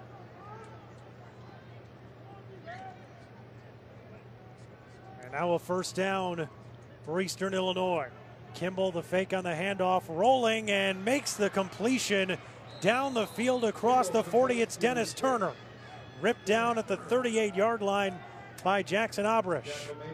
Dennis Turner's a guy we highlighted in the opening. You see why. He has big playability.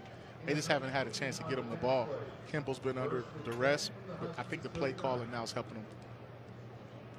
And now on another 1st down, it's a run directly up the middle for Eastern Illinois. That is McCullough. A short gain, picks up about 4.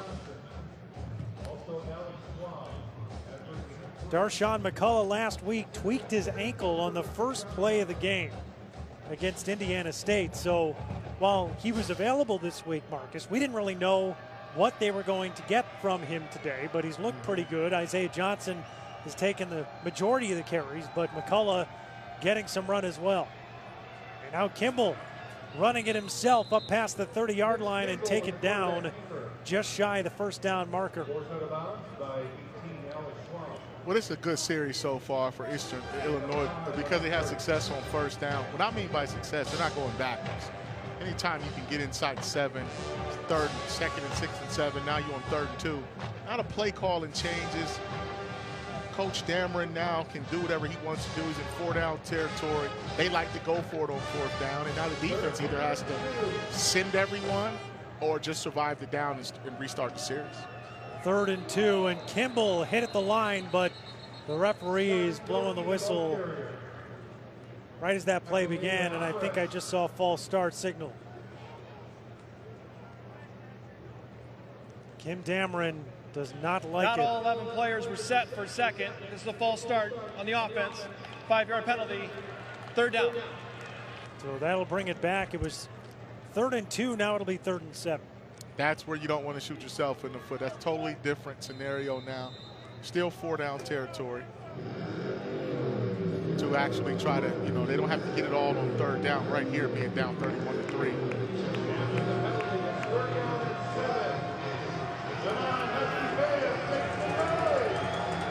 Mitch Kimball trying to get his guys aligned after the false start penalty. But the timeout's going to be taken. They couldn't get themselves Eastern set. Illinois, their first of the half. This will be a full media timeout. So Mitch Kimball and Eastern Illinois will talk things over on the sideline as they try to convert. A 3rd and 7 coming up, and the Huskies ahead of the Panthers 31-3.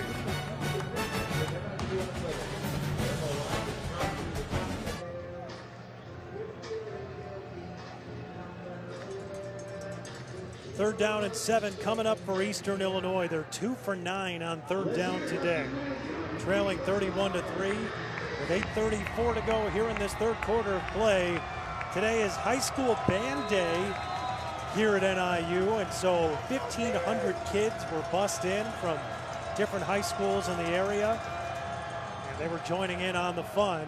And now a deep pass, but that one incomplete, intended for Alexander Hollins. Mitch Kimball had him open, just threw it a little bit strong. Yeah, and threw a knuckleball a little bit. I don't think he gave Hollins a chance to truly break free before he threw it, and he actually had time. That was good protection by the offensive line. We expect them to fully go for it on 4th down, which kind of surprised me that they didn't. Oh, no, they're not going for it. Looked like they would, right, from the 36-yard line? Yeah, Cody Edwards on the punt for the Panthers.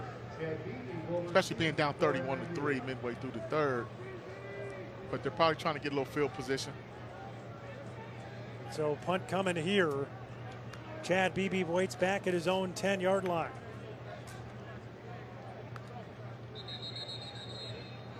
And now a flag comes down before the snap.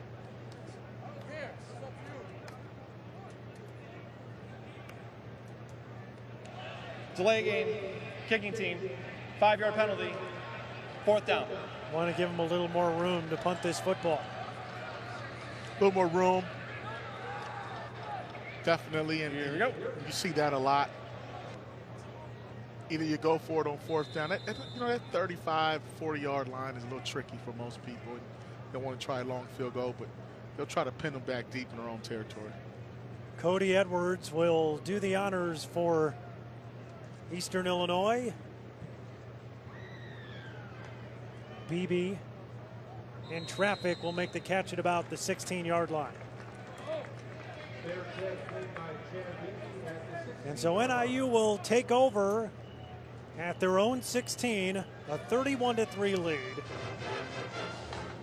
And now we take a look around the rest of the MAC and see what's going on in the conference today. Which one did you just react to? Oh, it was Army and Buffalo. Buffalo was up 17-7 at one point.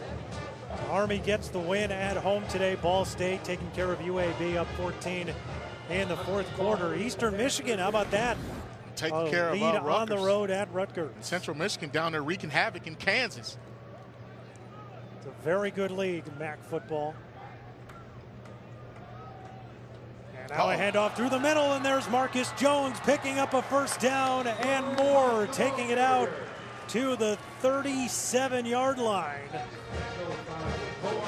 21-yard pickup. Look at that offensive line. Once again, the right side just creating space for Huff to get through the line. That's a great run, great block. Make that Huff, and now on the 1st down, a throw to the side of the field. That is Chad Beebe, who will bring it up past the line of scrimmage, but not much more. But that's what you see on first down because that's a variation of a run play without all the banging up front and get your running backs caught in between the tackles. 4-yard pickup. Jordan Huff today, 10 carries, 81 yards. After making that 21-yard sprint, and they will go right back to him. And he's up past the 50-yard line, or up to the 50-yard line, I should say, with a first down. This offensive line is winning the battle up front. I mean, they are getting a push. These running backs, Jordan Huff, Marcus Jones, they're not even getting touched until they're 3 or 4 yards past the line of scrimmage. And so now a first down for Northern Illinois. Just at about midfield. Snap coming from the 48. Santa Catarina rolling left and fires. It's tipped and intercepted. That's Joe Caputo, and he's ripped to the ground at the 46. Nice play by Joe Caputo, the redshirt sophomore out of Mount Prospect. Yeah, that was a great play. You see another tip. He deflected it and caught it, but Daniel Santa Catarina got caught with his hand in the cookie jar that time. He's rolling to his left. He tries to force one in a window that's really, it was open for a split second, but as he's rolling, he needs to understand the defense is shifting along with him. So that window closed quick by Joe Caputo. Made an excellent catch. I know Santa Catarina would love to have that one back. Well, Joe Caputo, a kid that has to replace an all-OVC linebacker in Seth McDonald. And the coaching staff really likes what they've seen from Caputo so far. Only played about 25 snaps on defense last year. Coach is expecting him to have a big year, and that's a big interception for him at NIU today. Kimball throwing, that's incomplete to the far sideline. Intended for Robbie Lofton, but Naomi Olutu with the hard hit to knock it away. Lofton's got to have that one. That actually was a good throw by Kimball, and he went through his progression, scanned the field, found Lofton wide open. He's got to catch the football with his hands and squeeze the laces. Put your thumbs together, young man, your index finger and your thumbs, and make a diamond and squeeze the football. And now on second down, it's a handoff and a short run by Isaiah Johnson. Take a look at the interception by Caputo. You see Santa Catarina rolling out to his left. The window closed. That's a heads-up play, and that's what you want to see as a defensive coordinator. Your linebackers flowing with the passing lane, staying with the play, and then once the quarterback crosses the line, then you go get him. But if he's not crossing the line, stay in your zone. Third down and 7.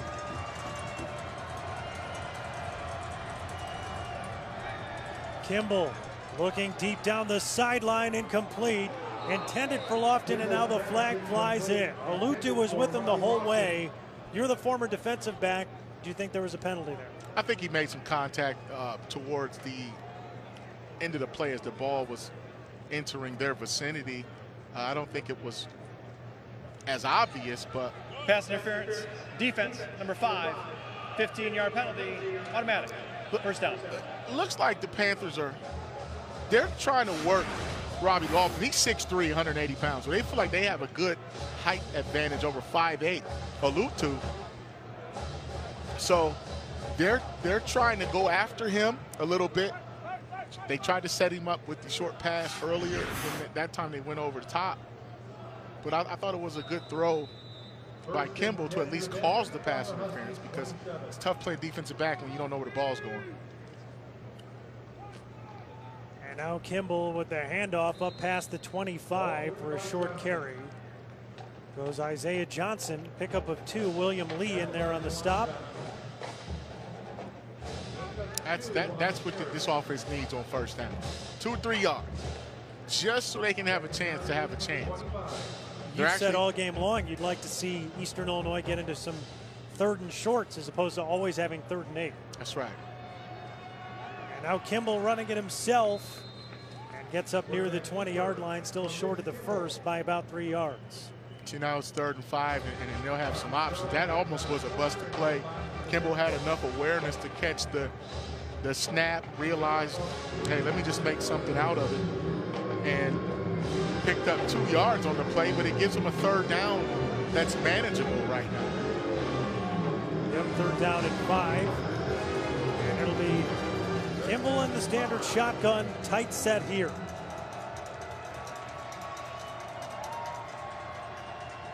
Sheehan in motion. And a throw complete to Lofton, and then he's buried by Albert Smalls, but a 1st down for Eastern.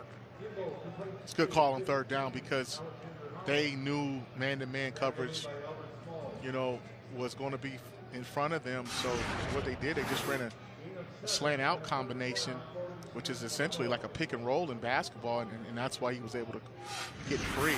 That's a good tackle by Smalls. 7-yard completion, and now on 1st down and 10, it's Johnson trying to get forward for a minimal gain. Give him about 3 on that play. 2nd down and 7 coming up. You talked about some things that the coaches want to talk, you know, see in a positive, from a positive perspective. I think in this 2nd half, especially in the 3rd quarter so far, we've seen 1st down be successful for the Panthers, and I think that's why they've been able to move the ball, and they're improving their 3rd down percentage. And now Kimball facing pressure, trying to get loose, and he's taken down for the sack by William Lee. Big William Lee getting that pressure. You don't see defensive tackles getting a lot of sacks all across any level of football, but he stayed with it. That's actually a covered sack. Good penetration from the outside.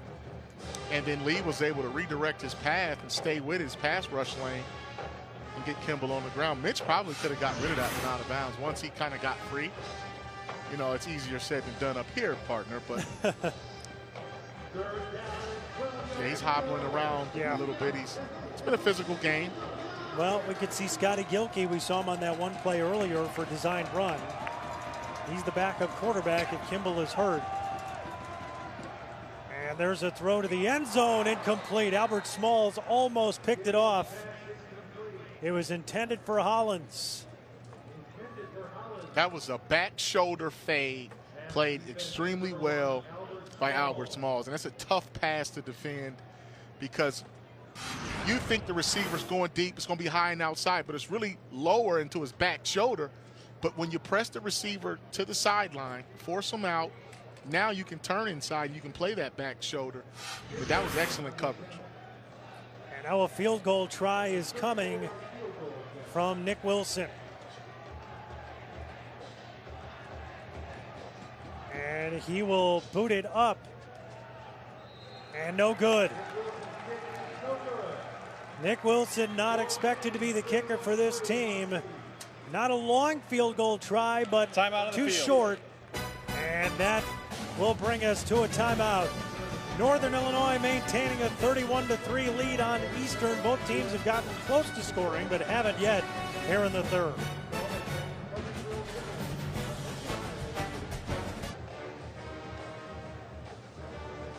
(31-3) Northern Illinois leading Eastern Illinois with 3:22 to go here in the 3rd quarter. There's William Lee. You see him sitting on the bench there, got a sack on that last drive. This is a kid who's had quite a life growing up in homeless shelters and relatives' homes in both Detroit and Indianapolis. As NIU hands the ball to Jones, who picks up a 1st down run. But then William Lee, after moving from Detroit to Indianapolis, found football, started to find his groove as a high school football player with the discipline that it brings, and was a good student. And then as a student at Northern last year, his sister tragically died after she was shot in Indianapolis, a student at IUPUI. But then William Lee, ever since, has been playing for her and for his family that has been troubled growing up. He's a Dean's List student and is trying to play in the NFL so that he can one day buy things for his mother and for his family that he never had. And so when you see him get a sack on that last drive, thought we should talk about him a little bit, Marcus, because that's a kid that everybody is rooting for. Oh, that's definitely a kid, and everybody's rooting for him. Things are working out for him. He's part of a good football family. He's very supportive of Coach Carey. So, this young man understands adversity and how to overcome it, and he's one of the leaders of this football team as well. So William Lee, a sack today.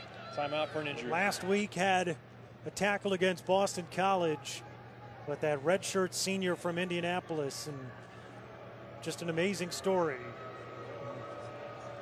Inside the game, you can find so many of these different things about guys. And take a look at the sack that William Lee had on that last drive. Got up the field, defeated a block, used the spin. You see the athletic ability. Strong, plays with his hands, and got the big sack. Way to go, big fella. So nice to see from William Lee. 3rd down and 6 coming up for Northern Illinois. Previous play is under further review. As they're going to review this play. Daniel Santa Catarina and the offense coming over to the sideline as they try to see what the coaching staff wants them to do here. Santa Catarina today, 18 of 28 for 222 yards. A couple of touchdowns and a pick. And this is the throw to Chad Beebe. Knocked out of bounds. Yeah, they're looking for targeting Jawan Johnson, the outside linebacker. The review is for potential targeting. Bradley Dewberry of Eastern Illinois hitting Chad Beebe there. That's okay. Oh, look, I got my sheet. When you flip the sheet that over. Was Dewberry. Listen, I've had a couple of those today. You're okay. Our producer Ed's going to get me for that one. No, that's no problem at all. That's why I got you, though, Jordan. That's why I got you, bro. Hey, you picked me up today, too. So it's a team effort. 10 penalties, 135 yards for Northern today. 7 for 60 for EIU. And this Northern Illinois team cruising today. Chad Beebe on that reception. You see, right there. Do you think that was targeting? It was helmet to helmet. I don't know if it was targeting. Yeah. You know, it's one of those deals where he's coming to make a play, but when the offensive player lowers himself to your helmet level, it just leaves it up for a judgment call for the officials. So Dewberry actually ran to the ball well right here. Now watch as Beebe goes to protect himself and initiate contact. See right there. I just think he got shoulder on him too, right? I think the shoulder got there first, but it was a little bit of contact with the helmet. It's tough. And you know, I used to tackle that way. I think years ago I would have been a guy got flagged for a lot of targeting, but because I never tackled below the waist. But that's an instant, I think, today where defenders are going to have to go low. They're going to have to go chest, you know, navel areas. But Beebe's a shorter guy, so it's hard to get that kind of leverage on someone. And you said it earlier, and I think you're right. College football has really tried to get this out of the game, the helmet-to-helmet stuff. And so it makes it really tough for a defender when Chad Beebe's lowered himself. You see that his shoulders are hunched down, that Dewberry has less space to try to initiate that hit. Well, I think after watching that angle, I think he may get the targeting call. One of the things Dewberry should have did was use proper technique. He kind of body blocked him and led with his helmet. He would have wrapped and ran through him. He probably had a better chance. We'll see. After further review, number 7 of the defense committed a targeting foul. By rule, number 7 is disqualified from the remainder of the game. There will be a 15-yard penalty added from the end of the play. Automatic. First down. Well, Dewberry now out of the game. The free safety, one of the best players on this Eastern Illinois defense, and the second player lost to targeting today. You see it right there. He coiled his body, and it was more shoulder than it was helmet. But the officials are going to err on the side of safety. But I think if you use proper technique, there will be less targeting calls. It's going to be harder to just ball up and take a shot on the guy. And now a handoff for Northern Illinois and some space to run for Marcus Jones. Taken down at the 26-yard line after a big game. We got flag on the play. May get some action against one of the Husky linemen, but that was a great run. 22 yards. Marcus Jones having the kind of patience you like to see out of a running back on that outside zone play, stretched all the way to the sideline. Had enough wiggle and footwork to plant his left foot in the ground and get upfield. Referees have had a lot of work to do the last couple of minutes. Oh, they've had to sort it out. They've had to check on targeting. Rod Carey looks on. His team comfortably ahead by 4 touchdowns and trying to even up their record at 1-1 on the year. He said this week that he thought this was going to be a 4-quarter game. As it's turned out, Northern Illinois was really able to put this game away at halftime. After the play, 1 on each team. After the play, personal foul, offense, number 65. After the play, unsportsmanlike conduct, defense, number 56. The yardages will cancel. That is the first unsportsmanlike conduct foul for number 56. So Nathan Velos and Talon Shepard. Yeah, Velos got down the field. The result of the play is a first down. And roughed a couple of guys up, but he put a little extra on it, and then you got Shepard. He didn't like it. Well, as a defender, you know, you want to go at him, don't you? Oh yeah, but the second guy always gets caught though. Yep, that's a short completion to Spencer Tears, picking up 4 on the play. Well, right there, they're trying to prevent Tears from running past the defense after the big touchdown grab he had in the first half. So they're kind of playing a little softer coverage on number 14. And now another throw, this one to Tears yet again. Just short of the first down marker. Tears is saying, feed me like Ezekiel Elliott. He wants to be fed.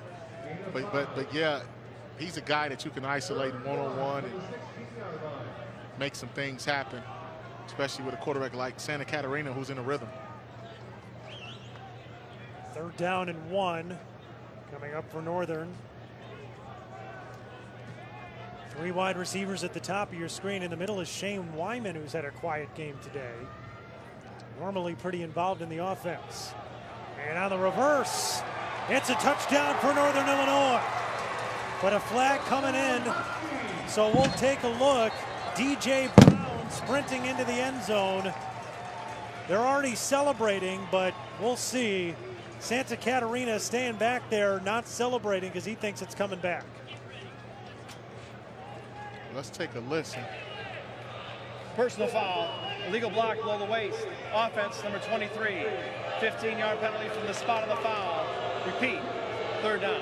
Yeah, Jordan Huff, the guilty party. Let's look at it. Right here on the outside, bottom of your screen, chop block. They're trying to eliminate that too, so that, you know, protecting defensive backs' knees. But they called it legal chop block in the open field. And that's a rule change they made a couple of years ago where you know, it has to be within a certain parameter of the offense. But, you know, Coach Carey does not like that call. Now, if it happens by a wide receiver, then it would have been legal. But when a guy comes from the backfield, leaves the box to do it, that's when you get the penalty. And this time it's a 1st down completion. Jawan Wesley making the grab for NIU and a 1st down. So they'll have 1st down and goal. So even though it brought them back to 3rd and 9, Marcus, they're able to get that ball inside the 5. And now down to the 1-yard line is where they'll spot the football. As David Johnson, who has just had a rough day today, he's had to leave the field a couple of times with injury. This time will limp off again. Yeah, the big fella limping off is getting physical up in there. He plays that defensive end spot. Great football player, but Daniel Santa Catarina threw a great ball to Wesley in traffic. And now they're looking at a 1st and goal. But I thought I thought Daniel's done a great job of taking command of the field and the offense and really trying to execute what Coach Carey wants to do.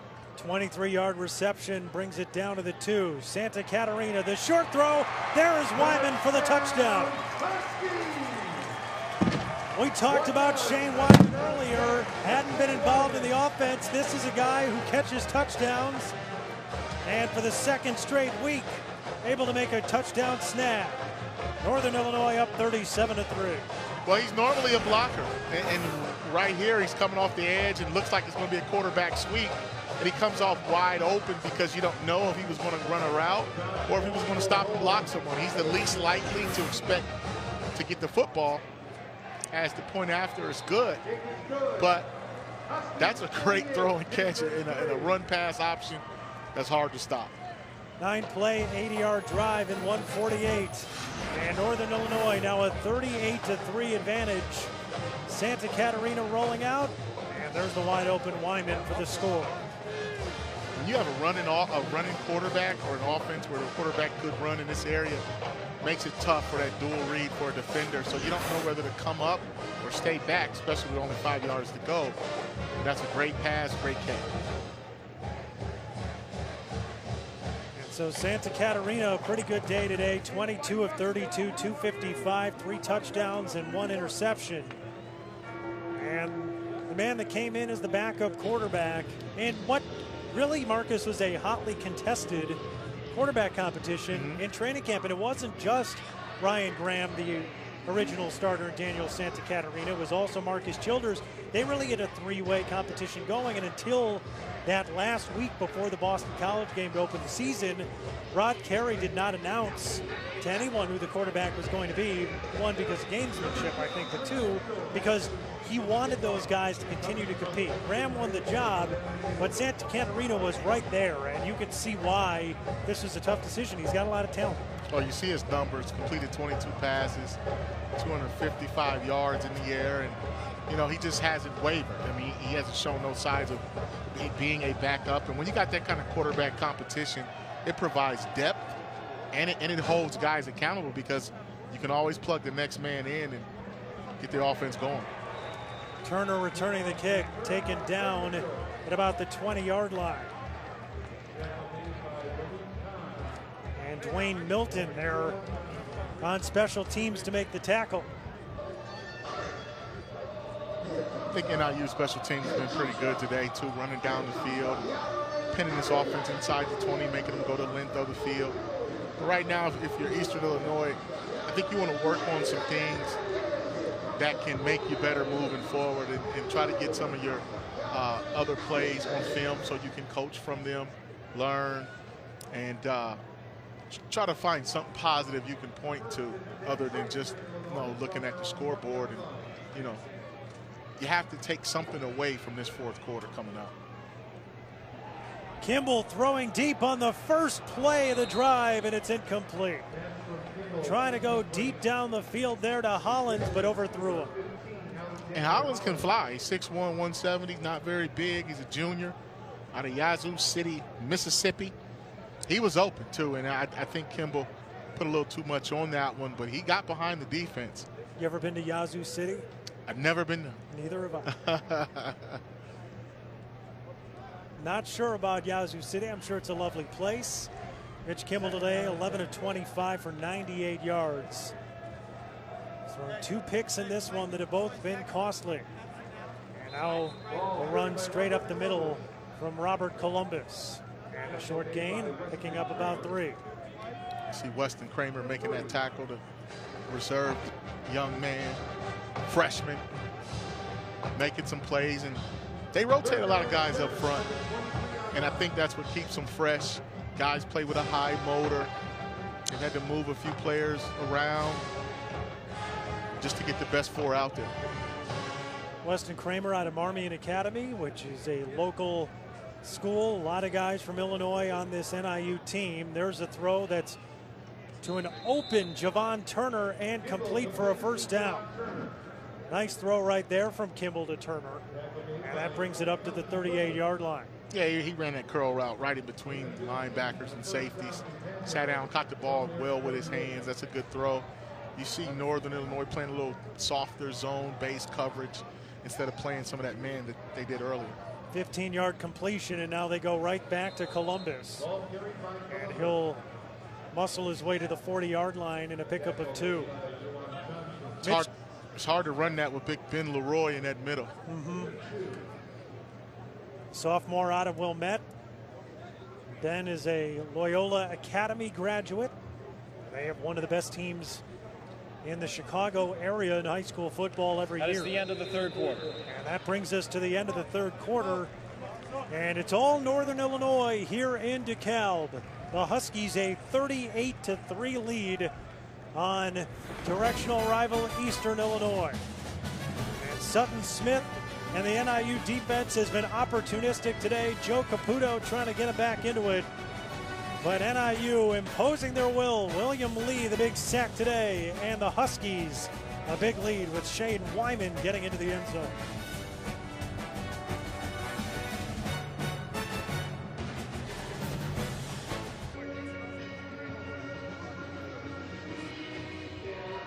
Mitch Kimball and Eastern Illinois back on the football field as we get to begin the fourth quarter of this game. 38-3, Northern Illinois with the comfortable lead. Mitch Kimball originally committed to play football here at NIU, but then he started to gain some interest from some of those bigger schools, Marcus Ray, and then he thought, I'm going to go to Syracuse, New York and play for the Orange. And amazingly, as fate would have it, Mitch Kimball was being recruited to Eastern Illinois by Dino Babers, who is now the head coach at Syracuse. But Mitch Kimball dropped back on the depth chart, ended up about 4th. He did redshirt play a little bit in 3 games in 2014, but wanted to play, ends up transferring and comes right back to Eastern Illinois. And the kid from Jerseyville ends up in Charleston, so not too far away. Easy for him to transfer back somewhere close to home, but in the end, he ended up in a good place and now is a starter, and then promptly gets sacked. As I say something nice about his path in his career, he gets taken down by Webster. Yeah, Big Webster got some penetration, but it's good to see Mitch get a chance to play college football, and I really like that graduate transfer rule where guys can, you know, graduate from one school and then get that 5th year of eligibility and still be able to play. But he's done a fine job. I think everything's going to work out. Babers is a great coach. I remember he was at Bowling Green a few years back too. So, you know, sometimes when you go to certain schools, it doesn't always work out. But sometimes when it's falling apart, it might be falling into place. And now Mitch Kimball throwing into the flat, and that one is caught, and it will be a pretty good gain right there to Hollins, who has had a big game today. He's only got 3 catches, but he's been thrown at a bunch of times today. Yeah, he sure has, and I think he's a quality number 1-2 receiver in this offense. And you saw the overthrown ball earlier, and he can run, make some things happen. A junior, but when they go back and watch this film, I think they're going to see some things that they can learn from, work from, coach up, especially in that first 25 minutes or so before the game got lopsided. And that's really on both sides of the ball, but they just weren't able to get things going up front. 4th down and 6, and Edwards will punt it away. And it is caught as a fair catch by Embry at the 20-yard line. Well, in those first 15-20 minutes, like you said, it was a pretty close, pretty good game that we had between these two clubs. Eventually, I think the turnovers did in Eastern Illinois, but also this NIU team. Just a very deep and physical defensive team, and they were able to beat Eastern deep today offensively. Well, one of the things about Northern is they could have won that game last week against Boston College. So they showed they can match up well with a ACC opponent, well-respected defensive teams, physical, and they found a way to go tit for tat with them. Santa Catarina throws this one away. Incomplete on 1st down.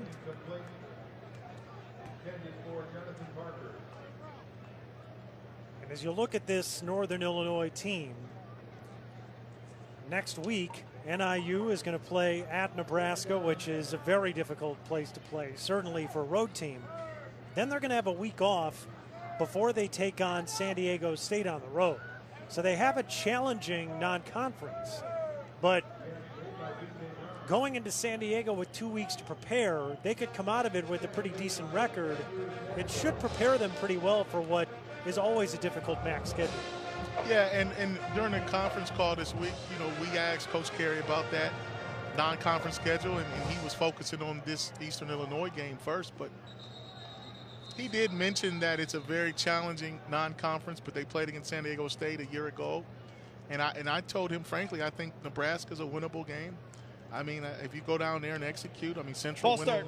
Offense, number 72, 5-yard penalty, 3rd down. Jordan Steckler with the penalty. Yeah, and you know, Central Michigan went into Oklahoma State and won it a year ago. You know, MAC teams have success over the years. They have a track record of being Jack the Giant Killer, going in, making some things happen, Western Michigan gave USC all they didn't want last week. We saw part of that during the halftime. 3rd down and 19. Pressure coming from Weaver, and Santa Catarina will just run it out of bounds. And it'll be 4th and long. They'll have to punt. Makes you kind of wonder at this point with the score 38-3, how many more series is Coach Carey going to give Santa Catarina, being that Ryan Graham is out. You know, he's lost but not forgotten, out 2 to 4 weeks with that right elbow sprain. And, you know, he had a good game, preferably, you know, on the ground with 99 yards rushing on 12 carries. So I think this offense is in good hands with Santa Catarina right now, and he's going to buy them some time for conference play to start. And the punt will be fair caught back at the 42 by Gooch. 12 minutes, 23 seconds to go here in DeKalb. And it brings us to a timeout on the field. Rod Carey in Northern Illinois. Well, he's not happy about something that just happened, but I think he's pretty happy about today's game.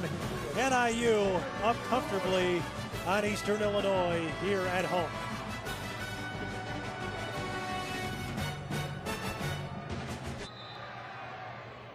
Eastern Illinois with the football now, starting from their own 43, and Kimball trying to go deep on the first play. That's incomplete, intended for Hollins once again. They've been trying to get that deep ball to Alexander Hollins a number of times today, but it has not worked out for Eastern Illinois. As you take a look at some scores around the MAC today, Ball State, the big win at UAB. How about Eastern Michigan and Rutgers in a tight one in the 4th quarter, and Michigan State ahead of Western Michigan, but not by too much.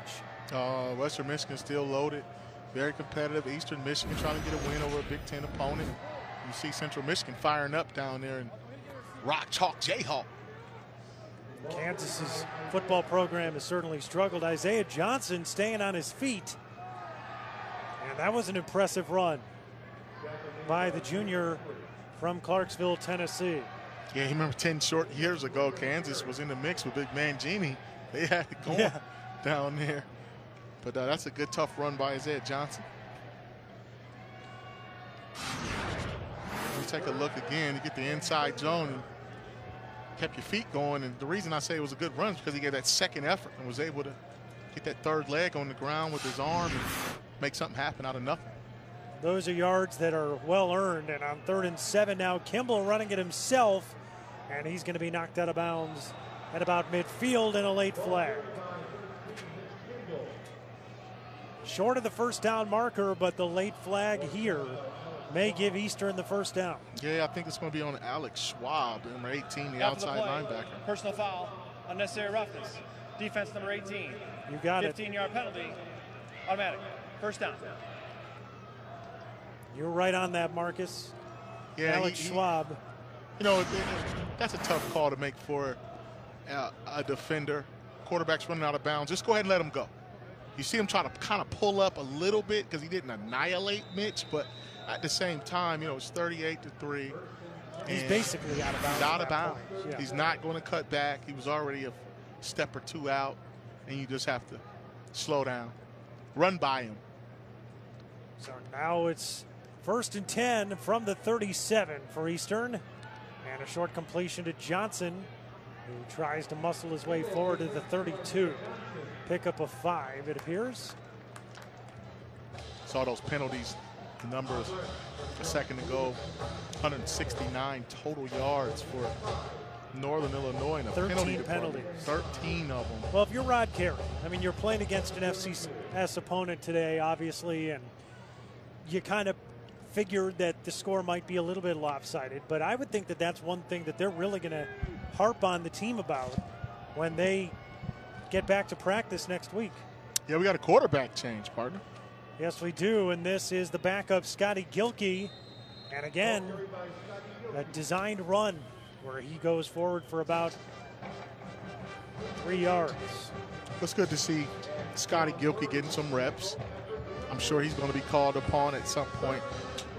He's a redshirt freshman out of Tulsa, Oklahoma, 6'4", 235. Looks like Mitch is done for the day. And Gilkey's going to get the remainder of the snaps. And he gets a first down inside the 25 to the 24-yard line. And you can see that the package is a little different with Gilkey in the game. He's more of a runner, you know, a freshman. I'm sure he can throw the football, but they're packing it in, giving that Urban Meyer-esque single wing quarterback run look with the power play. Gilkey throttled to the ground right there by Jackson Abresh after a couple-yard gain. Scotty Gilkey Jr., you saw he's junior because his dad, Scotty Gilkey Sr., was a tight end for Eastern Illinois, played in the early 2000s.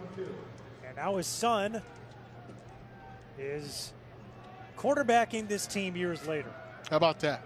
Like father, like son, playing for the same university. You know what that's called? And as a coach, I think that you'd agree with this. It's called good recruiting. Yes, when you can get multiple generations out of the same family to contribute, that's good recruiting right there. Exactly right. Exactly right. You see Isaiah Johnson with his pads hanging out, and after a tough run, he was one of our impact players today. Really wasn't able to get going just because they weren't able to block up front. But he's a pretty good running back. 5 of 15 on third down today is Eastern Illinois, and they are not going to get the first down here. Inside the 20, but still about 5 yards shy. And Gilkey's just trying to run this football. I think at this point, Marcus, both these teams don't want to get anybody hurt. You know, the game has been decided, so you just want to make sure that everybody gets off the field healthy, especially for an NIU team. We were talking about this with Rod Carey earlier this week, and I said, when you take a look at the injury report, you probably breathe a sigh of relief if it isn't too long after what happened to this team last year. Oh, exactly right. I mean, that's the key to any team having success for a sustained period of time. We got a flag right there, a little pass interference. Looks like it, incomplete, intended for Javon Turner. And Trayshawn Foster and a couple of guys back there, and right as he entered the end zone to try to catch the pass, the flags came in. Pass interference, defense, number 11. 15-yard penalty from the previous spot. Automatic, first down. Yeah, so Foster will take the penalty. Let's take a look. Yeah, it looked like he got a handful of jersey right there. You see his left hand. You just can't do that. I mean, they're going to call it. He almost ripped the undershirt off, if you will. But, you know, he was beat, and he would much rather probably give up a penalty than a touchdown. Can't really disrobe the guy you're trying to defend. No, you can't get away with that one. Young Foster out of Tuscaloosa, Alabama, redshirt sophomore. Not in the rule book, disrobement. And now Gilkey fakes the handoff, goes forward, close to the end zone, and a touchdown. Scotty Gilkey into the end zone for a short touchdown for Eastern Illinois. Gets in there from 4 yards out, and the Panthers into the end zone for the first time today. That's a good call, too. You see the coaches celebrating first touchdown of the day for this offense. Faked the jet sweep and got downhill. He's a big body kid, too. Watch how he stretched the football at the last second. Now, they're going to review that one because his shoulder may have hit the ground before he crossed. Rolling on the field as the runner's knee was down. The ball was short of the goal line. It will be second down. So it'll be second down. I thought initially he was a little short, but then line judge came in from the side and was signaling touchdown. But there after he review, is right there signaling. Yep. Coach Rod Carey looking on. See Scotty Gilkey getting a chance to run the football. Well, now he can score a touchdown again. Yep. Well, unless he hands the ball off, with quarterback sneaking. And he will sneak. Will he get in? I don't think so. They're signaling touchdown, but I think they're going to review this one too. Yeah, that side judge, he's throwing his hands up quick, buddy. Did you think he got in? You know, from that angle, it was tough. His arm was high. His that initial, was the thing. I think his initial surge probably got him across. We'll take another look right here and see. Oh, Scotty Gilkey. It's tough to see from that angle. We got blockers in the way, but he did try to stretch the ball over right there. Yeah, I think like that's a touchdown. He probably got in. All right, so there you go. Scotty Gilkey on the second try. That was the charm. 11-play, 57-yard drive in 4:22 to culminate in the first Eastern Illinois touchdown today. And the extra point is right through. So the Panthers get themselves a touchdown here in the second half, and with 8:01 to go, something to feel good about for Eastern Illinois. 38-10, Rod Carey and NIU controlling this one here at home.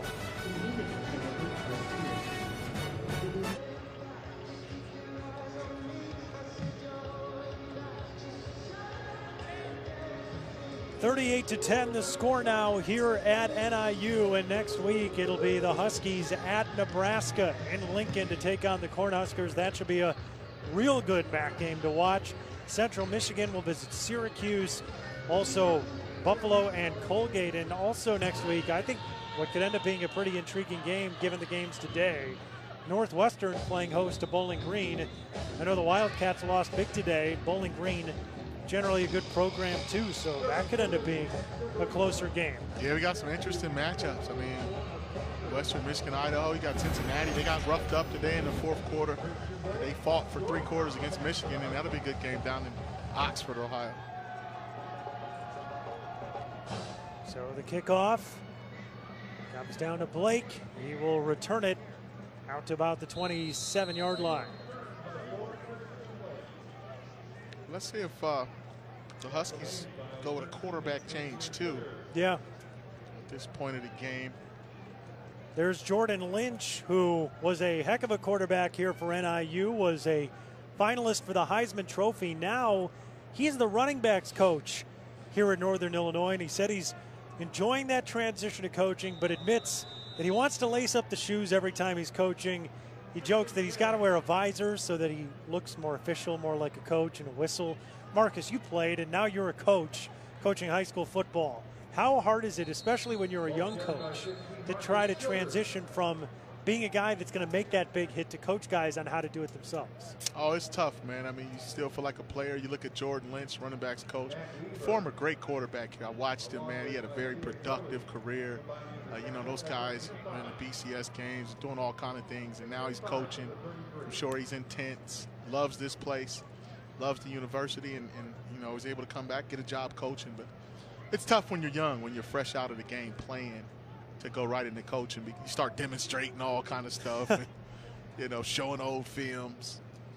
Marcus Childers now into the game, number 15 in red. He's the new quarterback for NIU, as you astutely predicted that Santa Catarina would be out of this game, and it's likely that he will be for the rest of the game. But Jordan Lynch, one of the best players ever at NIU, and now back on the coaching staff, had a brief stint in the NFL, was an incredible player. I mean, you think about the fact that this kid was one of the finalists for the Heisman Trophy, that they played in the Orange Bowl that year, that Northern Illinois was an absolutely outstanding team, undefeated regular season team, as that's a first down run. And Jordan Lynch was one of the biggest stars in college football when he was here at NIU. Yes, he was. I mean, he racked up a lot of yards, made a lot of memorable plays. So I know these guys ask him a bunch of questions all the time. He understands what this program is all about, what it's built on, and what it takes to win. He won a lot of games, too. And there's a handoff going to Tommy Mister. And he's driven back for a short loss. Tommy Mister, one of 3 running backs that has been used in this game today. And they are starting to use a number of guys on the depth chart. Yeah, now's the time to get some reps. Dwayne Milton into the game at running back now for NIU. You want to get some of these guys some reps, experience, get them on tape so you can coach and evaluate them. Yeah, 2-yard gain.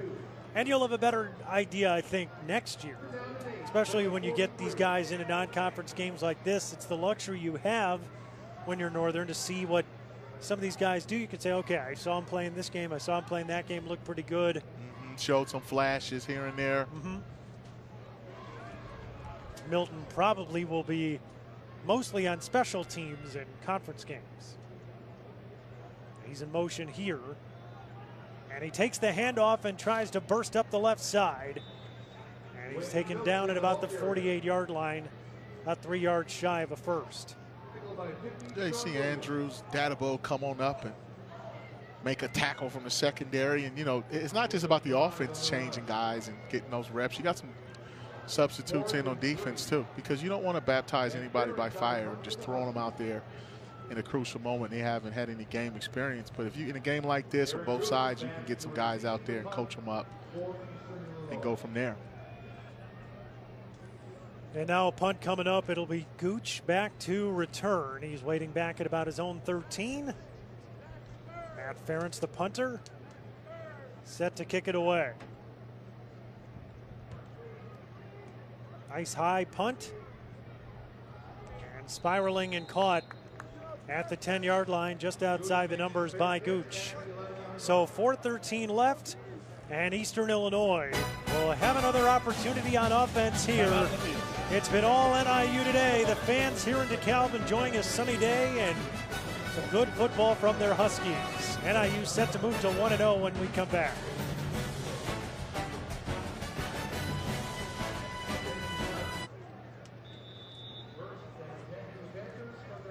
Scotty Gilkey back in at quarterback, and his second possession begins with a ball batted down at the line of scrimmage.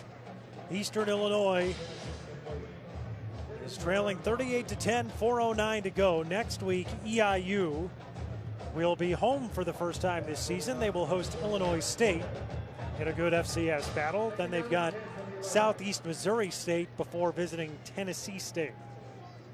But Eastern Illinois having to start the season with back-to-back road games. Last week, a fantastic comeback and finish against Indiana State, in which Mitch Kimball threw the 15-yard touchdown to Dennis Turner to win it with 3 seconds left. This week, no such luck. And the OVC, some good teams in that league too, for sure. It's a very good league, and this Eastern Illinois team has been one of the best teams in that league for a very long time. Yeah, and I think it's going to be very competitive. They got a couple of tough road games coming up. Got a rivalry game with Illinois State. That down in the valley where the green grass grow, baby. Yeah. Since 1996, Eastern Illinois has made the FCS playoffs 11 times. That's the most in their league, as that ball is thrown very deep, but very out of the way of any one of his receivers. Scotty Gilkey showing the arm, but just wide of his receivers. Yeah, Gilkey can get it out there now. Not only can he run, you know, he's got that touchdown earlier. Scotty Gilkey with good size, as you mentioned, 6'4", 235, and Mitch Kimball in his final season here at Eastern Illinois is a fifth-year senior. So that opportunity for Scotty Gilkey could end up paying off for him next season. Yeah, I think it probably could. And, you know, you want to get young guys in there and to be a backup, you know, as a freshman, I think it's remarkable just because normally there are upperclassmen on there and you have to wait. But if you can get some reps early in your career, that's huge. And the punt will roll all the way back inside the 40 to the 38, but a flag is down. So Eastern Illinois will take over the football with 3:44 to go in DeKalb.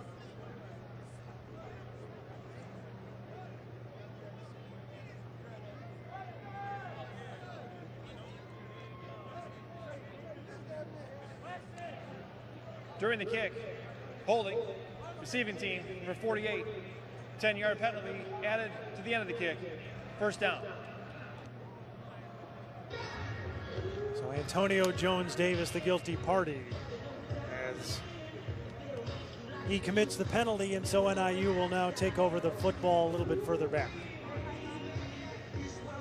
Well, the penalties have been an issue today for all day, brother. Rod Carey's club. That's been clear. But if you're Rod Carey and you have to talk to this team after the game, what would you say the biggest positives have been for Northern? Well, I would say the ability for the offense to score points, to get touchdowns, to go vertical at times. The offensive line, I thought, played well, you know, getting a push and just adjusting to a different quarterback. Marcus Childers will pull it down and run it himself up past the 30, and he's knocked out of bounds. Forced out of bounds by 50, Sean Williams. Stops the clock with 3:35 to go in this football game. You know, Northern Illinois, they're still going to run their system, going to run their plays, regardless of who's in the game. Second down and 5 And a short run as stuffed about at the line of scrimmage. Dwayne Milton once again on the carry.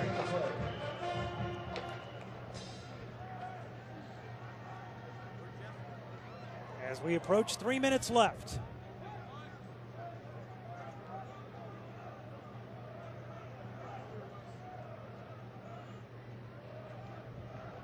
On 3rd and 5, Childers gets away from one tackler, now throws, it's complete, and a first down for Northern Illinois. That's caught by Daniel Crawford. His first catch of the day. And it moves the sticks. Watch Childers stay alive. That's good pressure by the Panthers. Got to make those tackles. He's a big kid too. Rolling to his left, extended the play, found Daniel Crawford. And that's tough on a defense on 3rd and 5. You don't know whether to come up or stay back in coverage. But you got to stay with your man, though.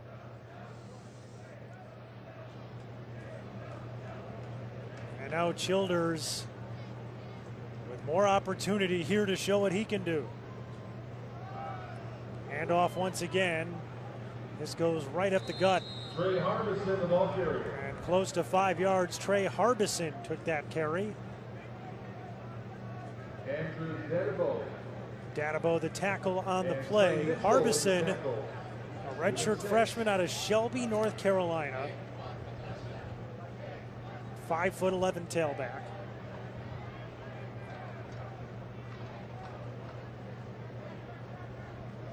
And another handoff here to Harbison, and he's taken down in the backfield. Sean Williams, the tackle there. Yeah, it's tough to get that play going to the perimeter with less blockers, and defensive backs and linebackers have a clean lane to get to the ball carrier. But Northern just mixing up their playbook, executing some of the things they worked on during training camp, just so they can get it on film. 220 yards of rushing offense today for the Huskies.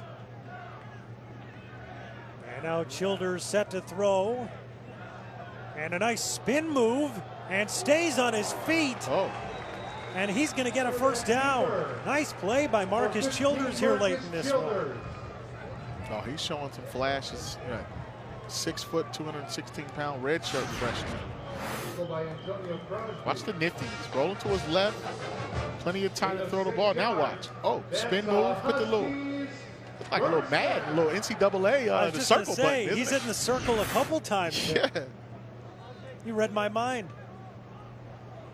Childers running forward. Ball is loose.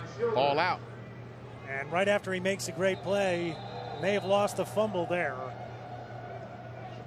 And the officials have to sort out to see who got this ball. It's a fight at the bottom of the pile.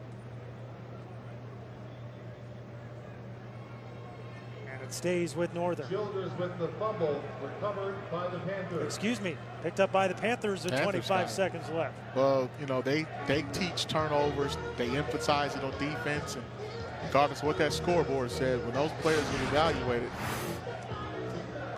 Coach Stevens, not Stevens, he's the old coordinator, but Coach Fowler, he's going to make sure. Something to build on. Trying to rip that ball out. Fell right into his hands. So Northern Illinois will turn the football over, but they're going to win the game. Eastern Illinois today, a couple of blocked field goal tries, and certainly got a touchdown late. But they will finish their 2-game road swing to begin the season at 1-1. We're trying to beat Northern for the first time since 1998 here at Husky Stadium, but they are not successful in doing that. But look at those total yards. You see going over 500, well, close to 500, 499 for Northern Illinois as compared to less than 200 for Eastern Illinois, and I think that's the biggest difference in the game. 500 total yards. Yep. Almost 500 to less than 200. It's been a domination for Northern Illinois, and this will be the last play of the game. Scotty Gilkey is ripped down for a sack. And it's Quentin Wynn appropriately for the win for Northern Illinois. And the Huskies, a dominant victory over their FCS opponent, 38-10 over Eastern Illinois.